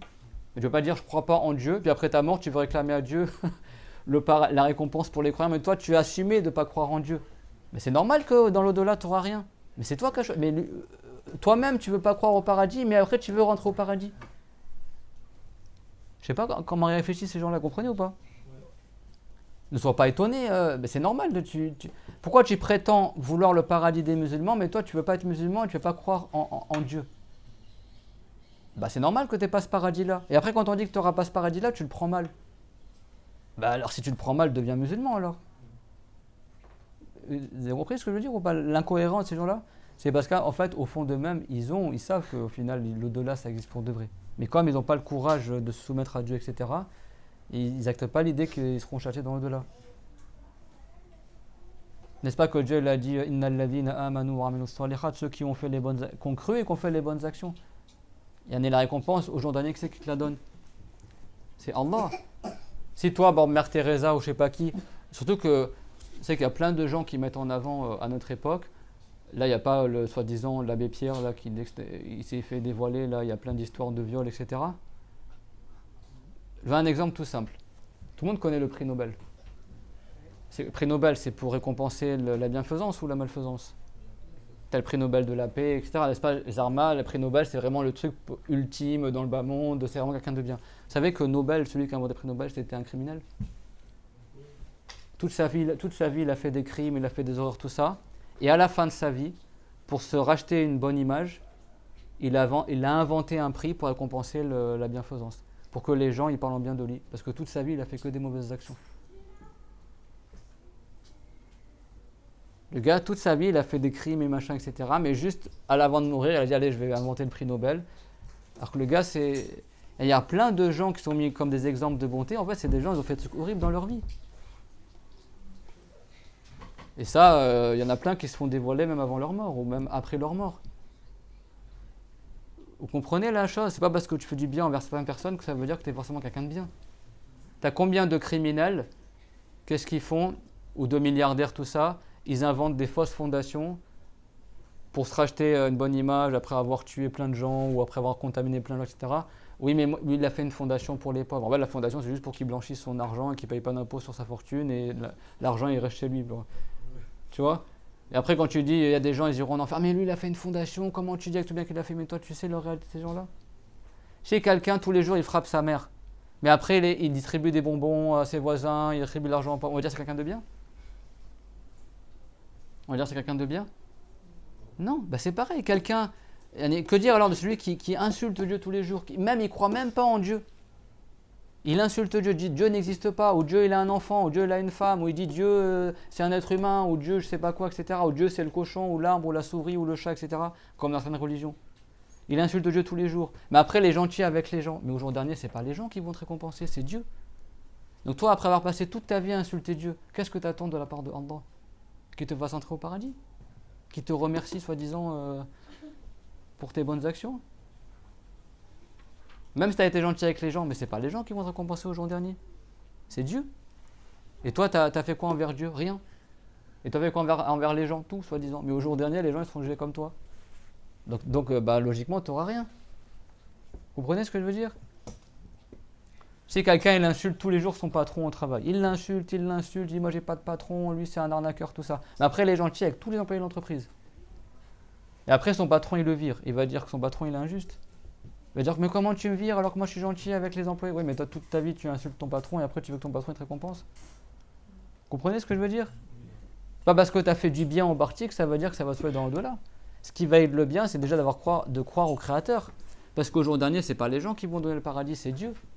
Et si quelqu'un il revendique de ne pas croire en Dieu, alors en quoi il est offusqué si on dit qu'il n'ira pas au paradis? Mais lui, il ne croit ni au paradis ni à l'enfer de toute façon. Pour lui, après la mort, il n'y a rien du tout. Eh bien, si c'est ton chemin, tu t'obstines à ça, c'est ta responsabilité. Après, tu verras après la mort, est-ce qu'il n'y aura rien du tout ou est-ce qu'il y aura quelque chose. Tu seras très surpris. Comprenez ce que je veux dire? Et ça, c'est dans toutes les religions, c'est pas que en islam. Sinon, pourquoi Dieu a envoyé les prophètes? Pourquoi les chrétiens, ils brûlaient les hérétiques dans le passé? Pourquoi les chrétiens, ils faisaient les conquêtes, etc. Pourquoi ils torturaient les musulmans en Andalousie lors de la Reconquista pour qu'ils apostasient ou pour qu'ils retournent, pour qu'ils se christianisent? C'est parce que dans leur croyance à eux, si tu meurs autre chrétien, tu iras en enfer. Et d'ailleurs, les chrétiens, avant de tuer la personne, ils le torturent pour que la personne, soi-disant, il avoue son péché, comme ça il est lavé de son péché selon eux, et après ils le tuent. Comme ça, il meurt sans châtiment, soi-disant. Allez, chez les chrétiens, l'enfer, ça existe. Sauf que pour les chrétiens, ils croient que c'est les diables qui châtient les gens en enfer. Ben, les diables eux-mêmes, ils seront châtiés en enfer. Donc maintenant, ils attaquent l'islam sur des choses, mais même vous, dans vos religions, eux, ça existe ces choses-là. Après, il y a la religion de vérité, et après, il y a la religion qui fasse. Mais après, voilà, chacun, il fait ses choix dans sa vie, il les assume. Vous comprenez ce que je veux dire? Tu as des gens, on dit, même qui se croient convertis, et qui ne sont pas d'accord avec ça. Parce que le cours dernier, on a parlé de ça. Il m'a écrit, c'est ça que Dieu le guide, je le conseille vraiment de retourner en islam et dans les témoignages. Il m'a écrit, soi-disant, il dit oui, il faut arrêter de se moquer du. Bon, il a dit de manière vulgaire, je vais le traduire en français soutenu, il a dit il faut arrêter de se moquer de la face du monde. Et il a dit oui, mon papa, il est athée, mais il a toujours été gentil avec les gens. Alors, comment ça, lui, il ira en enfer? La plupart des gens, ils ne sont pas musulmans, et selon toi, ils vont tous aller en enfer. Et il a dit quoi? Il a dit certes, il y a les textes, mais Dieu, il gère comme il veut. Et Dieu, il n'est pas sadique. Alors, lui, il reconnaît qu'il y a les textes qui te disent. En plus, on a cité les textes dans le Coran. C'est pas que Dieu a dit Inna ad-din inda l'islam. Certes, la religion que Dieu a agrée, c'est l'islam. C'est pas qu'il a dit Wa man yabtaghi ghayra al-islam dinan fala yuqbala minhu wa huwa fil akhirati minal khasirin. Si quelqu'un choisit une autre religion que l'islam, ça ne sera pas agréé de lui et sera dans le delà parmi les perdants. C'est pas que Dieu l'a dit dans le sens Innal ladhina kafaru. أعمالهم quoi مثل الذين كفروا c'est quoi déjà l'aya وما اشتدت به الريح في يوم عاصف مثل الذين كفروا أعمالهم كرماد اشتدت به الريح في يوم عاصف. L'exemple des bonnes actions des non-musulmans, des non-croyants, c'est comme un amas de cendres qui sera emporté par le vent un jour de tempête. N'est-ce pas que Dieu, pour blâmer les chrétiens dans le Coran, il a dit ne voulez-vous pas que je vous indique ceux qui seront les plus perdants? C'est ceux qui croient qu'ils font le bien dans le bas monde et en réalité ils sont perdants. Ils font le bien mais c'est pas compté parce qu'ils n'ont pas la bonne croyance. Il y a combien d'ayats dans le Coran? Et lui il me dit quoi? Il dit soi-disant certes il y a des textes mais Dieu il fait ce qu'il veut. Donc pour toi Dieu il a révélé des textes mais après il fera le contraire de ce qu'il a révélé. Alors que dans le cours dernier, on a cité la ayah walakin haqqal qawlu minni la amla'anna jahannama min al-jinnati wan nasi ajma'in, que Dieu il a dit haqqal qawlu minni an-nasafi, il est dans son tafsir, ça veut dire que c'est obligatoire que ma parole soit conforme à ce que j'ai voulu. Je vais certes remplir l'enfer par la plupart des humains et des djinns. Mais si Dieu il dit cela, c'est qu'il a voulu cela, il ne va pas dire une chose et vouloir le contraire.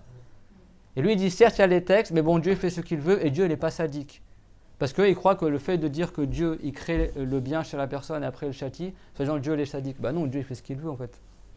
Dieu il fait ce qu'il veut. Il est tout puissant à créer quelqu'un qui fasse du bien mais qui n'a pas la foi, donc son bien n'est pas validé. Donc Dieu le récompense dans le bas monde et Dieu fait ce qu'il veut. C'est pas un devoir que Dieu récompense le bien. Et si Dieu avait voulu ne pas récompenser le bien des musulmans, même des prophètes, et nous mettre tous en enfer, Dieu il fait ce qu'il veut. Personne ne l'interroge sur ce qu'il fait. Il n'aurait pas été injuste en cela. Le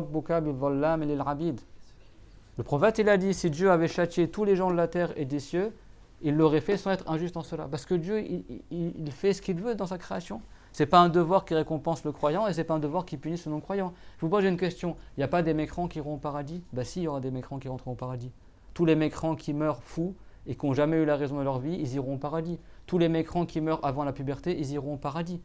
Dans le Bukhari, c'est rapporté que les compagnons se demandaient au prophète où est-ce qu'iront les enfants des mouchriquines s'ils meurent avant d'être pubères après leur mort.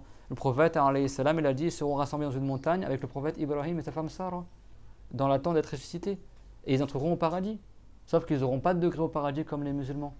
Un mécréant qui n'a jamais entendu l'appel à l'islam, comme le grand-père du prophète, ou comme ceux qui sont morts dans la période de la Jahiliya, à l'époque il n'y avait plus d'islam sur terre, ils iront au paradis aussi. Et il y a des musulmans qui iront en enfer, pas pour l'éternité, mais pour 1000 ans. En plus, il m'a dit quoi ? Quoi, le musulman il sera châtié que 1000 ans ? Alors que le mécréant qui a fait du bien toute sa vie, il sera châtié éternellement. Mais toi, t'es qui en fait ? Ta compréhension, elle est comment en fait ? 1000 ans en enfer, tu crois que c'est facile, 1000 ans en enfer ? Dieu, il est juste. Il a fait que même des gens qui ont la foi, ils seront châtiés en enfer s'ils ont fait de mauvaises actions. Et pour eux, ils n'ont pas de nuance. Quand tu leur expliques ça, ils disent quoi ? Et alors, selon vous, il faut juste être musulman et après tu fais ce que tu veux comme mal, etc. Tu seras meilleur que celui qui fait du bien. Mais en fait, en islam, tu es musulman et tu dois faire le bien. Inna Allah ya'muru bil 'adli wal ihsani wa ita'i dhil qurba. Dieu leur donne d'être équitable, de faire le bien, tout ça. Ça ne veut pas dire qu'il faut juste être croyant et après tu fais tout ce que tu veux. Ben non, si tu fais des péchés, tu seras châtié en enfer aussi si tu n'en fais pas le repentir. Et si Dieu a voulu te châtier, il faut nuancer un peu. Mais tôt ou tard, le musulman, il finira au paradis. Et le non-croyant, s'il fait des bonnes actions, il est récompensé dans le bas monde. Il a la miséricorde de Allah qu'on a vu au début du cours, dans le bas monde. Mais après la mort, comme lui, il ne croyait pas en Dieu, d'où il va avoir la récompense de Allah si lui, il ne croit pas en Allah ? Tu as été ingrat toute ta vie et après tu veux que Dieu il te récompense. Il te récompense pourquoi en fait ? C'est clair, mon témoin ? Donc dans l'au-delà, il n'y aura que le croyant qui sera sauvé. Et ça, c'est connu d'évidence. Si quelqu'un ne croit pas en ça, il n'est pas musulman. Et c'est pareil chez les chrétiens et c'est pareil chez les juifs. Il faut arrêter de... Et c'est pareil chez les bouddhistes, je ne sais pas où. C'est clair, mon témoin ? Ouais. Une question, c'est par rapport à cela, c'est sur les non-croyants qui n'ont pas connu l'appel à l'islam. Ils n'ont jamais entendu qu'il n'y a qu'un seul Dieu et que Mohammed est le prophète de Dieu. Bon, c'est rare aujourd'hui. S'il meurt... À l'époque, avant qu'il y ait Internet, tout ça. Même aujourd'hui, tu as des gens à la campagne, même en France, qui n'ont pas Internet, qui n'ont pas la télé, ou des personnes âgées qui ont vécu toute leur vie à la campagne, ou dans la forêt. Tu as des tribus en Indonésie, je ne sais pas où, qui vivent tout nus dans la forêt, etc., ou en Afrique, qui n'ont jamais entendu l'appel à l'islam. Même ils adorent la pierre ou tout comme ça. S'ils meurent comme ça, même quoi que soit l'horreur dans laquelle ils vivaient, ils rentreront au paradis. Le grand-père du prophète, il est mort avant que le prophète soit prophète. Il n'a jamais connu... C'est le christianisme à l'époque. Oui, mais le christianisme, c'est pas l'islam. Oui, mais c'était la religion L'islam, c'est la religion de tous les prophètes. Le christianisme, c'est une déformation de l'islam. Ceux qui suivaient Jésus au début, c'était parce qu'en arabe, Nasara, ça disait à la base les musulmans qui suivaient Jésus. Et après, ça a été le nom pour ceux qui ont adoré Jésus. Et Yahoud, à la base, c'est le nom des musulmans qui suivaient le prophète Moussa, et après, c'est devenu le nom des juifs. Donc, il ne faut pas mélanger les deux. À l'époque du prophète Jésus, ceux qui le suivaient, ce n'étaient pas des chrétiens, c'était des musulmans, qu'on appelait Nasara, et un nom Ansar ou Isa. Et Yahoud, parce qu'ils ont dit Inna hudna ilayk. Yahoud, c'est-à-dire ceux qui se sont repentis à Dieu. Parce qu'à l'époque de Moussa, quand ils ont adoré le veau d'or, après ils se sont fait le repentir et sont revenus en islam. 70 000 musulmans, ils ont adoré le veau d'or. Et revenir, ils ont dit Inna hudna ilayk. Ça veut dire certes, on revient à toi, Allah. Et certes, on revient dans l'islam. Donc ils ont nommé Houd ou Yahoud. Et Nasara, parce qu'ils étaient des Ansar de Isa, des partisans de Isa. Mais après, le mot est resté en arabe, mais après, il a désigné plus tard les juifs et les chrétiens. Mais ça ne veut pas dire que l'islam, il existait avant le prophète Mohammed. Mais entre Jésus et Mohammed, il y a eu 400 ans, il n'y a plus d'islam sur terre. Et entre Idriss et Nour, il y avait eu 1000 ans où il n'y a plus d'islam sur terre. C'est deux Jahiliya. Dans ces périodes-là, et même jusqu'à aujourd'hui, il y a des gens qui n'ont jamais entendu appeler à l'islam. Et Dieu, il a dit وَمَا كُنَّا مُعَذِّبِينَ حَتَّى نَبْعَثَ رَسُولًا, qu'on ne châtie un peuple qu'après avoir envoyé un messager. Je bégaye parce que j'ai du mal à respirer, c'est ça que je suis fatigué, je suis malade. C'est clair, tout le monde?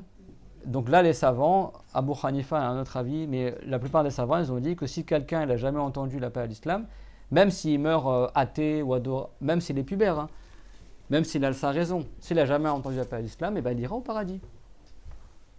Donc Dieu fait ce qu'il veut. Il y aura des non-musulmans qui iront au paradis parce qu'ils sont excusés. Soit parce il était fou, c'est-à-dire qu'il n'a pas sa raison. Toute sa vie, il était fou. Il ne sait pas ce qu'il dit, il ne sait pas ce qu'il fait. Ou alors il est mort avant d'être pubère. Même si c'était un enfant qui insultait Dieu, même si c'était un enfant qui était athée, s'il meurt avant sa puberté, il ira au paradis. Il ira au paradis après le jour dernier, etc. Mais ils n'auront pas de degré au paradis. Ils ne seront pas dans les hauteurs du paradis. Mais ils auront une félicité éternelle, ils auront une jeunesse éternelle, ils auront les bienfaits de base, mais ils n'auront pas de degré au paradis. Pourtant, ils n'ont pas adoré Allah. Et tu as des musulmans qui ont cru en Dieu, mais comme ils ont fait des grands péchés, ils iront en enfer, certains, avant d'entrer au paradis. Dieu fait ce qu'il veut. Et Dieu, il a révélé cela. Donc Dieu, il a envoyé les prophètes qui ont enseigné cela. Donc nous, on y croit, ça a été révélé et c'est conforme à la raison. Après, toi, tu ne veux pas y croire, c'est ton problème. C'est bon? Mais tu vas pas prendre ça pour attaquer l'islam. Si tu attaques l'islam sur ça, tu peux dire la même chose aux chrétiens et aux juifs. C'est pareil, ou aux bouddhistes, ou je sais pas qui. C'est clair, tout le monde? Oui, j'ai une question. Ouais. Vous pouvez répéter la réponse à la question est-ce possible que Dieu entre dans un verre? La réponse c'est bien ta question est absurde car cela implique que Dieu serait un corps. Donc la réponse pour toutes ces questions-là, c'est que ça c'est absurde et c'est impossible selon la raison et la puissance de Dieu ne concerne que ce qui est possible selon la raison. Ou la réponse simple, c'est la puissance de Allah ne concerne que ce qui est possible selon la raison. C'est clair, tout le monde. Et ça, il y a beaucoup de gens qui ne comprennent pas ça, le sujet que je viens de parler juste avant. Ils croient que le simple fait que tu fasses du bien, tu vas forcément aller au paradis. Mais pourquoi alors Dieu l'a envoyé les prophètes alors? Juste tu fais du bien, même si tu crois, t'adores l'arbre ou le soleil, tu vas entrer au paradis. C'est pas le soleil qui va te faire entrer au paradis, c'est pas l'arbre qui va te faire entrer au paradis, c'est Dieu. Donc si t'as pas cru en Dieu, de quoi t'espères? Qu'est-ce que t'espères de Dieu si tu crois pas en Dieu? T'as compris ou pas? Oui, c'est une contradiction. Et surtout que moi je comprends même pas pourquoi ces gens-là ils se vexent en fait. Parce qu'ils sont tout fiers à revendiquer qu'ils sont pas croyants, etc. Et après quand tu dis qu'ils méritent d'aller en enfer s'ils meurent dans cet état-là, comment ça j'irai en enfer, etc. Mais toi tu crois même pas à l'enfer. Donc en quoi c'est ton souci en fait? C'est-à-dire qu'au fond d'eux-mêmes, ils savent qu'en réalité l'enfer ça existe pour de vrai. Vous avez compris le sujet? Ouais. Donc c'est des gens, ils sont perdus en fait. Et moi je peux vous dire, les chrétiens c'est la même chose. C'est vrai qu'il y a des faux arguments aujourd'hui contre l'islam. Ils vont dire que c'est l'extrémisme, tout ça. Après, nous, on veut le bien pour tout le monde. Nous, on ne se prétend pas être la race élue. C'est juste de mère en fils. Si tu n'es pas affilié au premier musulman, tu ne seras jamais musulman. On ne parle pas de ça. Nous, on veut le bien pour tout le monde. Et on espère que ces gens-là, ils se convertissent à l'islam et qu'ils soient au paradis avec nous. Et voilà. C'est clair, tout le monde? Et on veut le bien pour ces gens-là. Et si quelqu'un n'est pas croyant aujourd'hui, ça ne veut pas dire qu'il ira en enfer forcément, ça dépend dans quel état il va mourir. Et si quelqu'un est croyant aujourd'hui, ça ne veut pas dire qu'il ira forcément au paradis, ça dépend dans quel état il va mourir. C'est clair? Et Dieu fait ce qu'il veut. Et Dieu fait ce qu'il veut. Et ceux qui font du bien, ce n'est pas un devoir sur Allah, même pour les musulmans, ce n'est pas un devoir sur Allah de les récompenser. Dieu fait ce qu'il veut. Et s'il ne les récompensait pas, ça ne serait pas du sadisme. Parce que Dieu déjà, il n'est pas concerné par les sentiments, et de deux, Dieu il fait ce qu'il veut avec ce qu'il a créé. C'est clair, mais Dieu il crée toute chose selon une sagesse. Et la sagesse implique que si tu fais du bien, tu seras récompensé, si tu fais du mal, tu seras puni. Vous avez compris ou pas? C'est comme si quelqu'un a fait un meurtre. Un exemple tout simple. Quelqu'un il tue sa voisine. Il est arrêté par la police. Mais lui après, il est super gentil avec les enfants du quartier. Est-ce qu'il va dire au tribunal: et comment ça, vous me traitez de criminel, d'injuste, alors que moi je suis gentil avec les enfants, je fais beaucoup de bien? Oui, mais là, tu as fait un crime horrible. C'est pas parce que tu fais du bien à côté que ça veut dire que tu es quelqu'un de bien. C'est pareil. Quelqu'un, il renie l'existence de Allah. Il dit Dieu n'existe pas. Mais après, il fait du bien à côté. Mais tu es en train de faire la pire des injustices, qui est de renier ton créateur. Toi, tu t'es créé. Tu sais très bien que ce n'est pas toi qui t'es créé tout seul. Tu sais très bien que c'est un être supérieur qui t'a fait entrer en existence. C'est très bien que ce n'est pas toi qui as choisi d'être vivant dans cette époque, tout ça. Donc tu as besoin de Dieu qui t'a créé. Mais toi, tu dis que Dieu n'existe pas. Donc tu existes tout seul, en fait. Et après, tu veux que après ta mort, ce Dieu-là, dont tu nies son essence, il te donne le paradis. Assume jusqu'au bout ton égarement. Et ça, c'est la justice de Allah, parce que Dieu il a dit quoi? Jaza'an wifaqa, une rétribution à la hauteur de ce qu'ils ont fait. Mais toi, toute ta vie, tu as voulu nier l'existence, le fait que Dieu il est. C'est normal qu'après, pour l'éternité, tu n'aies pas le paradis, parce que toi, tu as voulu éternellement pas croire en Dieu. Et le musulman, même s'il fait du mal, ça ne veut pas dire que nous, on dit aux musulmans, faites du mal, alors non. Mais le musulman, tôt ou tard, il sera éternellement au paradis, parce que le musulman, il veut éternellement croire en Dieu. Donc Dieu lui donne une rétribution qui est conforme à son intention, et qui est il veut éternellement croire en Dieu, donc il aura une récompense éternelle de la part de Allah, s'il meurt musulman. Et en plus de ça, tellement Dieu est miséricordieux qu'il accorde cela même à des gens qui n'étaient pas croyants, mais qui étaient excusés. Comme l'enfant qui n'est pas pubère ou le fou. Pourtant, eux, ils n'ont jamais voulu croire en Dieu ou ils ont cru autre chose, et malgré ça, ils iront au paradis. Ça prouve que Dieu est tout-puissant. Et il y a des musulmans qui pourtant ont cru en Dieu, mais qui iront quand même en enfer avant d'aller au paradis. Dieu fait ce qu'il veut. Et si Dieu il a révélé une chose par son prophète, c'est la vérité. Tu vas pas dire, oui, certes Dieu il a dit ça dans le Coran, mais bon, Dieu après c'est lui qui décide. Oui, mais Dieu c'est le plus véridique des véridiques, il ne va pas dire le contraire de ce qu'il a révélé. Nous, parce que ouais, ils m'ont dit quoi, certains ils m'ont dit oui, redescends un peu, comme si moi je donne mon opinion, mais en fait la religion, il y en a, ils n'ont toujours pas compris que l'islam c'est une science qui est par la révélation, qui se transmet de bouche à oreille, et son origine elle revient à la révélation du prophète Mohammed, le Coran et le hadith. Les cours qu'on fait, c'est pas mon opinion personnelle, etc., c'est les textes. Et si quelqu'un il nie les textes, il n'est pas musulman. Cette personne-là qui se croit convertie à l'islam, il n'est pas converti à l'islam, il est athée, cette personne-là. Il n'est pas musulman. Et il y a beaucoup de gens malheureusement qui sont dans ce cas-là. Ils se croient musulmans convertis et ils sont sur rien du tout, ils ne sont pas sur l'islam. Parce qu'ils ne sont pas d'accord avec le fait que leurs familles qui ne sont pas croyants, ils seront châtiés ou des choses comme ça, etc. Mais pourquoi Dieu a envoyé les prophètes alors si tout le monde y va au paradis? Pourquoi Dieu a envoyé les prophètes alors si tout le monde y va au paradis? C'est bien qu'il y a une vérité et il y a le faux. Et ça c'est quelque chose, tout le monde le sait, il y a une vérité, il y a le faux. Dieu l'a dit, فَمَاذَا بَعْدَ الْحَقِّ إِلَّا الضَّلَالِ. Qu'il y a-t-il après la vérité si ce n'est le l'égarement? Soit tu es dans le vrai, soit tu es dans le faux. C'est clair? Après, si quelqu'un il choisit sa voie, c'est son problème après. Mais nous, c'est notre religion à nous. Tu apprends chez les chrétiens au catéchisme, ils vont t'enseigner la même chose, version chrétienne. Ça veut dire que l'islam, c'est des gros extrémistes, tout ça. Bah, pour un chrétien, si quelqu'un n'est pas chrétien, il est excommunié, il ira en enfer. Pour l'éternité.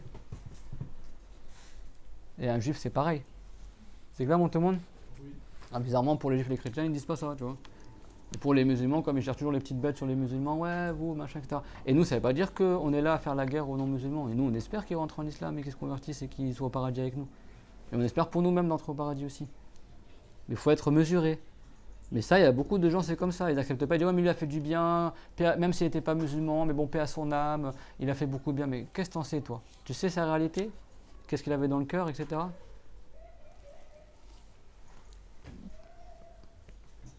Même le musulman, s'il fait du bien, mais il n'est pas sincère, il le fait pour l'agrément de Dieu, il n'a aucune récompense. Et c'est un grand péché. De faire le bien pour l'éloge des gens, c'est un grand péché en islam. Et pourtant, il a fait du bien. Mais comme il le fait avec une mauvaise intention, c'est un grand péché pour lui. Et il n'a aucune récompense de son bien. Si quelqu'un il fait la prière juste pour que les gens disent « Oh, regarde, il fait la prière », il n'a pas récompense de sa prière, il a un grand péché d'être insincère.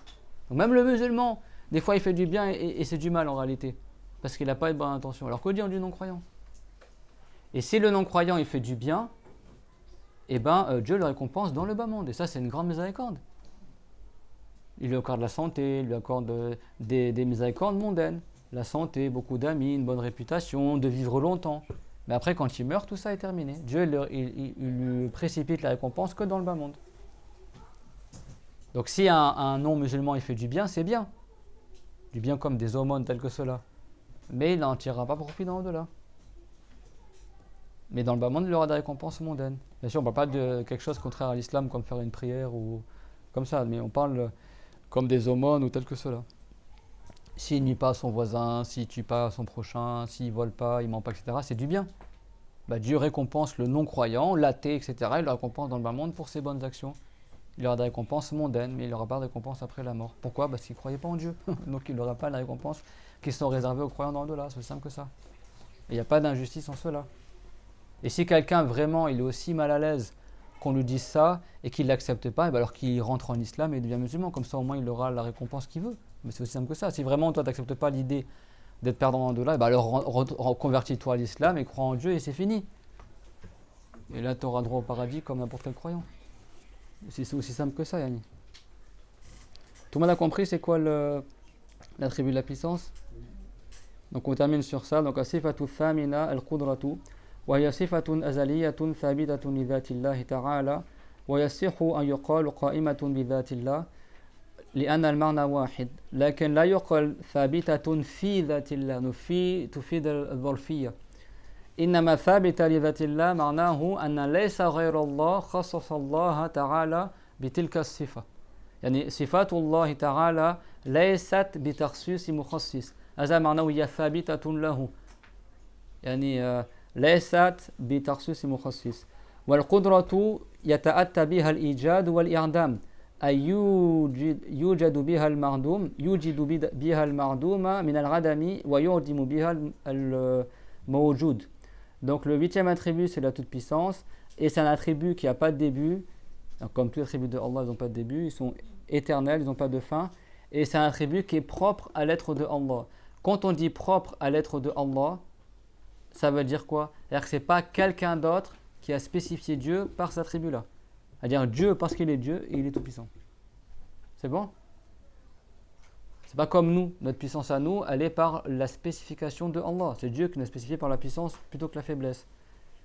Donc nous, on a besoin de notre créateur. Dieu, il n'est pas créé, donc ces attributs ne sont pas une spécification d'un spécificateur. Ils sont propres à son être. Vous voyez ce que ça veut dire?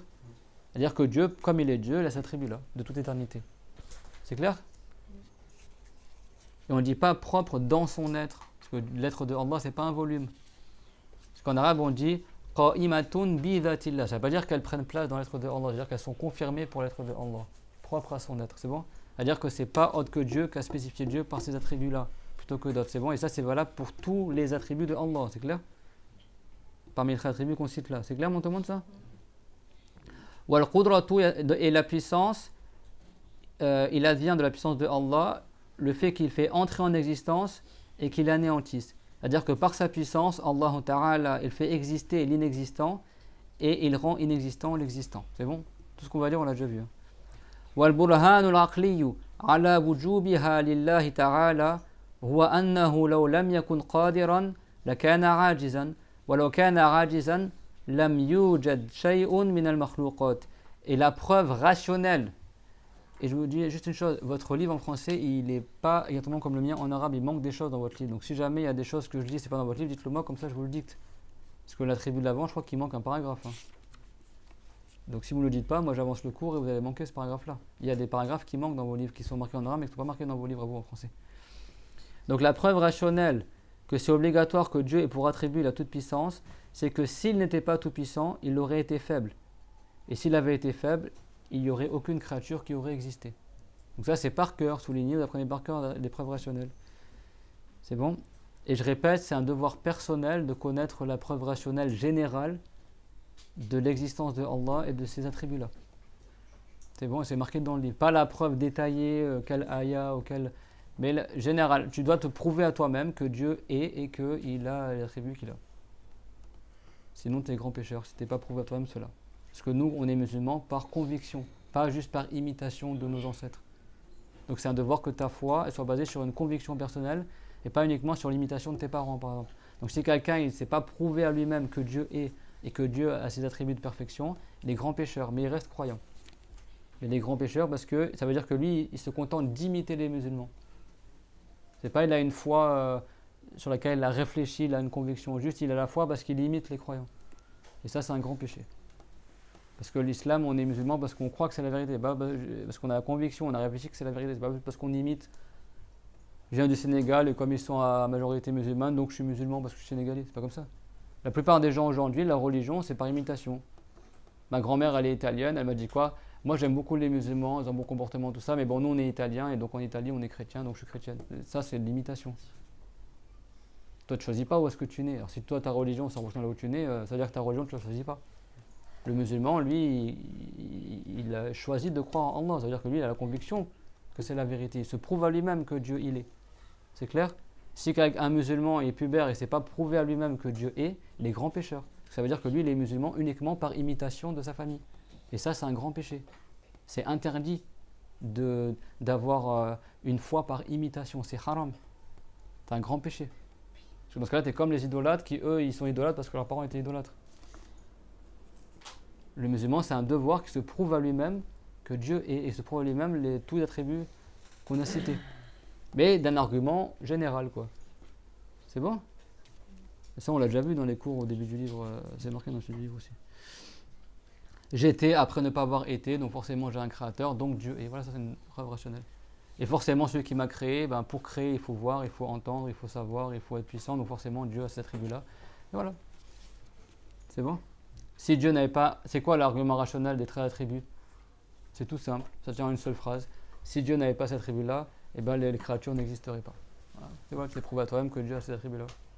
Si Dieu ne voyait pas, ou ne savait pas, ou n'entendait pas, ou n'avait pas de volonté, ou n'avait pas de science, ni de puissance, s'il avait un début, s'il avait une fin, s'il était mort, par exemple, il n'y aurait aucune créature qui existerait. Vous avez compris? Ça, c'est marqué dans le livre, ça viendra à la fin, je crois. Donc c'est quoi la preuve rationnelle que Dieu a pour attribuer toute puissance? S'il n'était pas tout puissant, il serait faible, et s'il était faible, il n'y aurait pas les créatures. C'est bon? وأما البرهان العقلي فقد ورد ذكر صفة القدرة لله تعالى في القرآن الكريم في عدة مواضع كقوله تعالى إن الله هو الرزاق ذو القوة المتين قال ذو القوة ما قال قوة لا نقول الله قوة كما قالت الكتب القوة الخالقة هذا كفر الله ذات موصوف بالصفة ليس صفة القوة هي القدرة وقوله تعالى وهو على كل شيء قدير. Donc on a vu la preuve rationnelle. Maintenant la preuve textuelle. Donc c'est mentionné la toute-puissance de Allah Ta'ala dans le Coran honoré. Coran Karim, Karim ça veut dire généreux, ça veut dire honoré. D'accord, Mukarram. Dans plusieurs endroits du Coran c'est mentionné. Comme la parole de Allah qui signifie Inna Allah huwa ar-razzaq wa dhul quwwati al-matin. Certes c'est Allah qui est ar-razzaq. Vous savez c'est un nom spécifique à Allah ça. C'est Dieu qui accorde la subsistance et il est celui qui a la force irrépressible, c'est bon? Qui a la force, ça veut dire la puissance, c'est bon? Al-Quwwa, Al-Qudra. Ouais. Juste avant ça, dans le livre, il y a un paragraphe en plus que tu n'as pas dit. Bah, on reste sur ce que j'ai dit, ouais, c'est bon? Et il est celui qui a la force, c'est bon? Il n'a pas dit et il est la force. On ne dit pas Dieu c'est une puissance. On ne dit pas Dieu est amour, on ne dit pas Dieu est miséricorde, on dit Dieu a pour attribut la miséricorde, Dieu a pour attribut la puissance. Pas quand il dit cette Kutub, Dieu c'est la puissance créatrice. Celui qui dit ça, il n'est pas musulman, faire attention parce que les chrétiens ils disent ça. Hein. Ils disent Dieu est miséricorde, Dieu est amour. Dieu c'est pas un attribut. Dieu c'est un être qui a un attribut. Donc on ne dit pas Dieu est amour, Dieu est miséricorde. Celui qui dit ça, il n'est pas musulman. Il est en train de nier que Dieu est un être. Vous comprenez ce que je veux dire ou pas? L'amour, la puissance, et ça c'est un attribut qui est relatif à un être. Dieu c'est un être qui a des attributs. On ne dit pas Dieu c'est un attribut. On ne dit pas Dieu c'est une science, Dieu c'est une parole, Dieu c'est une puissance, Dieu c'est une intelligence supérieure ou une force créatrice. Tout ça c'est de la mécréance. Celui qui dit ça il n'est pas musulman. Il retourne en islam en disant attestation 2 fois. Il n'y a qu'un seul Dieu, c'est Allah, Muhammad est prophète de Allah. Dans le Coran, Dieu a dit Dhul quwwatil matin. Dieu c'est lui qui a la puissance. Il n'a pas dit il est une puissance, il a dit il a la puissance. Il a pour attribut la puissance. Ça quand je vous dis d'être précis dans les termes, c'est clair? Il y en a qui disent quoi? Moi je crois en une force supérieure. Non, on croit en un être qui a pour attribut la force, c'est-à-dire la puissance. On ne dit pas Dieu c'est une force supérieure. On ne dit pas Dieu est miséricorde. On dit Dieu a pour attribut la miséricorde. Dieu a pour attribut la puissance. C'est clair? Dieu n'est pas un attribut. Dieu c'est un être qui a des attributs. C'est une réalité qui a des attributs. Et on ne peut pas l'imaginer, ni sa réalité, ni ses attributs. ثم إن القدرة لا تتعلق إلا بما يجوز العقل وجوده وهو الممكنات العقلية ويقال بعبارة أخرى الجائزات العقلية فلا تتعلق القدرة بالواجب العقلي ولا بالمستحيل العقلي أي ما لا يقبل الوجود لذلك يمتنع أن يقال هل الله قادر على أن يخلق مثله أو على أن يعدم نفسه ومع ذلك لا يقال إنه عاجز عن ذلك. Donc là on l'a expliqué tout à l'heure, donc écoutez bien. Par ailleurs, la puissance de Allah ne concerne que ce qui est possible que ça existe. Et c'est ce qu'on appelle le possible rationnel. Mumkin al-Raqli, et on peut dire d'une autre manière le Jaiz Raqli, c'est bon? Donc la puissance de Allah ne concerne pas ce qui est obligatoire rationnellement. C'est quoi qu'obligatoire rationnellement? Dieu et ses attributs, c'est-à-dire que c'est obligatoire selon la raison que Dieu soit, ainsi que ses attributs. Ni la puissance de Allah ne concerne l'impossible rationnel. Et faites bien attention à ça. Quand on parle d'impossible rationnel, on ne parle pas de l'impossible habituel. Dieu est tout puissant à faire exister ce qui est impossible selon l'habitude. Par exemple, un éléphant qui vole, c'est possible que Dieu le crée. C'est bon? C'est clair? Ce qui est impossible selon l'habitude, on ne dit pas que c'est impossible que Dieu le crée. Là, on parle de l'impossible rationnel, c'est-à-dire que rationnellement, c'est impossible que ça rentre en existence. C'est bon? Mais par exemple, un cheval de feu, selon la raison, c'est pas impossible que Dieu le crée. C'est bon? Une montagne d'eau, même si selon l'habitude c'est impossible, mais rationnellement, c'est pas impossible. Un homme à 3 têtes, rationnellement, c'est possible que Dieu ait créé ça, même si habituellement c'est impossible. Marcher sur l'eau, habituellement c'est impossible, mais c'est possible que Dieu le crée. Donc on ne parle pas de ça, ça c'est possible que Dieu le crée, donc ça concerne la puissance de Allah. Là on parle de l'impossible rationnel, c'est-à-dire que selon la logique c'est impossible que ça existe. C'est bon? La raison saine n'accepte pas que ça existe. Donc ça également, ça ne concerne pas la puissance de Allah. Donc ça ne concerne ni l'obligatoire rationnel, c'est-à-dire Allah, ses attributs, ni l'impossible rationnel. C'est bon, c'est-à-dire ceux qui n'acceptent pas l'existence, selon la raison, c'est bon. C'est pour cela qu'on ne peut pas dire que Allah est tout-puissant à créer semblable à lui, un autre Dieu, c'est bon. Ni on dit que c'est possible que Dieu il s'anéantisse lui-même. C'est bon? Parce que les deux, c'est impossible selon la raison. Et malgré ça, et malgré le fait qu'on dit pas que Dieu est tout-puissant à créer autre que lui, à créer pareil que lui, écoutez bien ce que je dis, là, on termine le livre sur ça, concentrez-vous. C'est pas parce qu'on ne dit pas Dieu n'est pas. C'est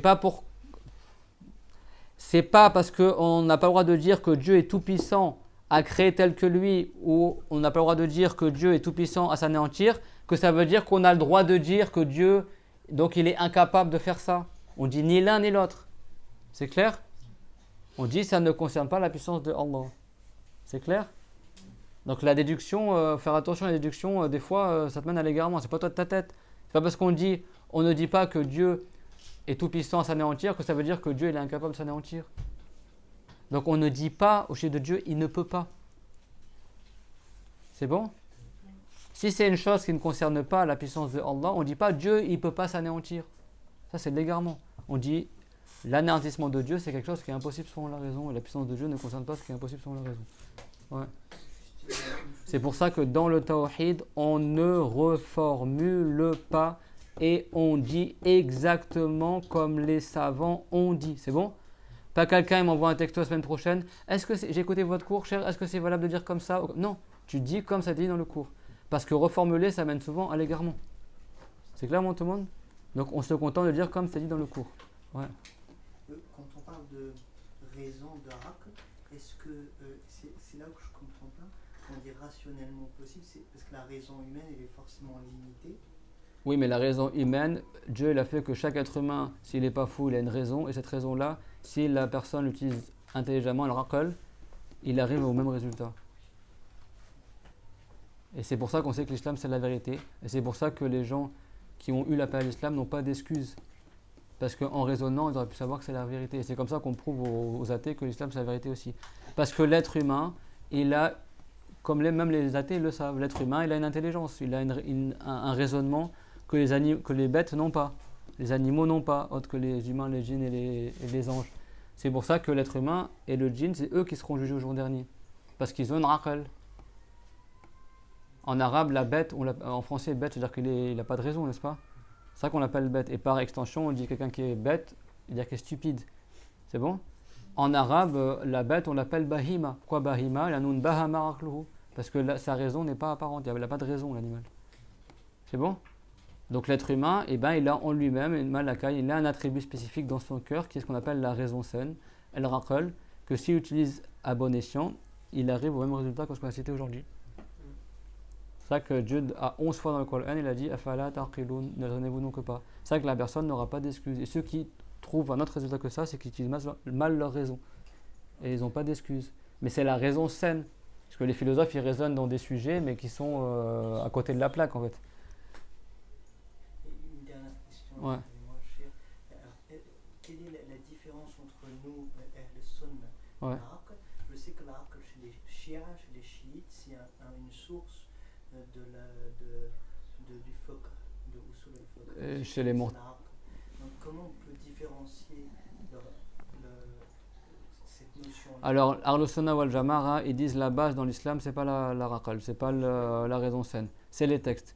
Ouais. Mais tout ce qui est parlé dans les textes est témoigné par la raison saine. La raison saine, elle dit c'est logique, tout se tient, c'est bon? Les Mu'tazila, alors les chiites je sais pas, mais les Mu'tazila, eux ils ont considéré que la base c'est la raison, comme les philosophes. Les philosophes, pourquoi beaucoup d'entre eux ils croient pas en Dieu, ils considèrent que c'est du folklore, les prophéties? Parce qu'ils considèrent que tout seul avec ta raison, tu peux aboutir à toutes les connaissances. Pas besoin de l'envoi des prophètes. Et ça c'est de l'égarement. Parce que tout seul, je ne peux pas savoir que ça c'est bien, ou ça c'est mal, ou ça c'est permis, ça c'est interdit. Il faut quelqu'un qui te l'a enseigné. C'est pour ça que Dieu a envoyé les prophètes. Les Mu'tazila, eux, ils ont considéré que la base c'est la raison. C'est attention, on ne dit pas qu'en islam la base c'est la raison, la logique. La base c'est les textes, mais la logique, la raison saine, elle vient appuyer les textes. C'est bon? Les Mu'tazila, eux, ils ont considéré que la base c'est la raison saine. Et donc, certains philosophes, par exemple, comme les philosophes aussi, ils ont dit que l'envoi des prophètes, c'est impossible selon la raison. Ça n'a pas de sens, en fait. Parce qu'ils disent l'être humain, tout seul en réfléchissant, il peut aboutir à toutes les connaissances qu'il a besoin. Donc, c'est totalement absurde que Dieu ait envoyé des prophètes. Donc, ils sont athées, soi-disant. Ça, c'est un courant parmi les philosophes. Bah, eux, c'est de l'égarement. Parce que comment tu sais que c'est pas bien de mentir? Parce que tes parents te l'ont enseigné. Si personne te l'avait enseigné, tu n'aurais pas su que c'est pas bien. Même s'il y a des choses, ça paraît évident pour nous. Mais en réalité, il y a plein de trucs, tu le sais parce qu'on te l'a enseigné. Et au départ, qui c'est qui a enseigné ces préceptes-là moraux?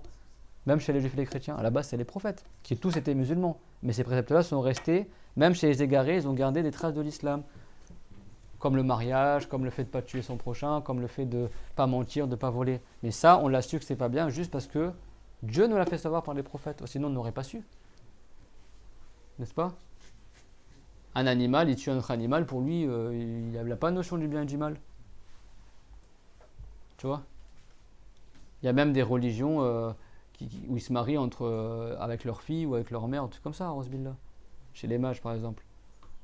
Bah, si les prophètes ne nous avaient pas enseigné que c'est haram, comment on aurait su que c'est interdit, que c'est pas bien? La notion du bien et du mal, on ne peut pas le savoir tout seul par la raison. C'est par l'enseignement. Mais après, il y a des choses que tu peux dire tout seul. Et preuve en est, c'est que Dieu, il change des fois. Alors, il y a des choses, c'est tout le temps bien, tout le temps mal, mais il y a des choses qui étaient mal à une époque et bien à une autre époque. C'est bon? Quand le prophète Ibrahim, Dieu leur ordonne de tuer son fils, bah, à cette époque-là, dans ce contexte précis-là, c'était bien. C'était une adoration envers Allah. Quand Banu Israël, ils ont adoré le veau d'or, après ils se retournent en islam, n'est-ce pas? Mais Dieu leur a dit que pour que votre repentir soit accepté, il faut vous tuer. Certains savants ont dit qu'il fallait qu'ils s'entretuent, et certains ont dit qu'il fallait qu'ils se suicident. Donc c'était un devoir pour que le repentir d'avoir adoré la vache en or soit... Alors bien sûr, ils retournent en islam, donc c'est valable, mais pour que le repentir soit terminé entièrement, pour qu'ils aient accompli l'obligation du repentir, il fallait qu'ils se tuent eux-mêmes. Alors, le suicide, à la base, c'est parmi le plus grave des péchés. Bah, à cette époque-là, c'était obligatoire qu'ils le fassent. C'est-à-dire que même la notion de bien et de mal, des fois, ça varie en fonction des communautés, en fonction des contextes. Donc, en fait, tout seul, tu ne peux pas savoir qu'est-ce qui est bien, qu'est-ce qui est mal. Vous avez compris? Wa akhiru da'wana alhamdulillahi rabbil alamin wa sallallahu ala Muhammad wa ala alihi wa sahbihi wa sallam. C'est quoi ta question? Pour écouter la définition de volonté, C'est quoi la définition de la volonté? c'est l'attribut par lequel Dieu il spécifie le possible rationnel par une caractéristique plutôt qu'une autre et par une époque plutôt qu'un autre. Okay. Le truc c'est que ربنا آتنا في الدنيا حسنة في الآخرة حسنة وقنا عذاب النار ربنا لا تزغ قلوبنا بعد إذ هديتنا وهب لنا من لدنك رحمة إنك أنت الوهاب اللهم اجعلنا هداة مهتدين غير ضالين ولا مضلين اللهم وفقنا لما تحبه وترضى وفقنا لما تحبه وترضى والطف بالمسلمين اللهم اغفر الظالمين بالظالمين واخرجنا من بين أيديهم سالمين مطمئنين يا الله اللهم افضح المنافقين وقنا شر ما تخوف وأنبت أولادنا نباتا حسنا وفقنا لما تحبه وترضى.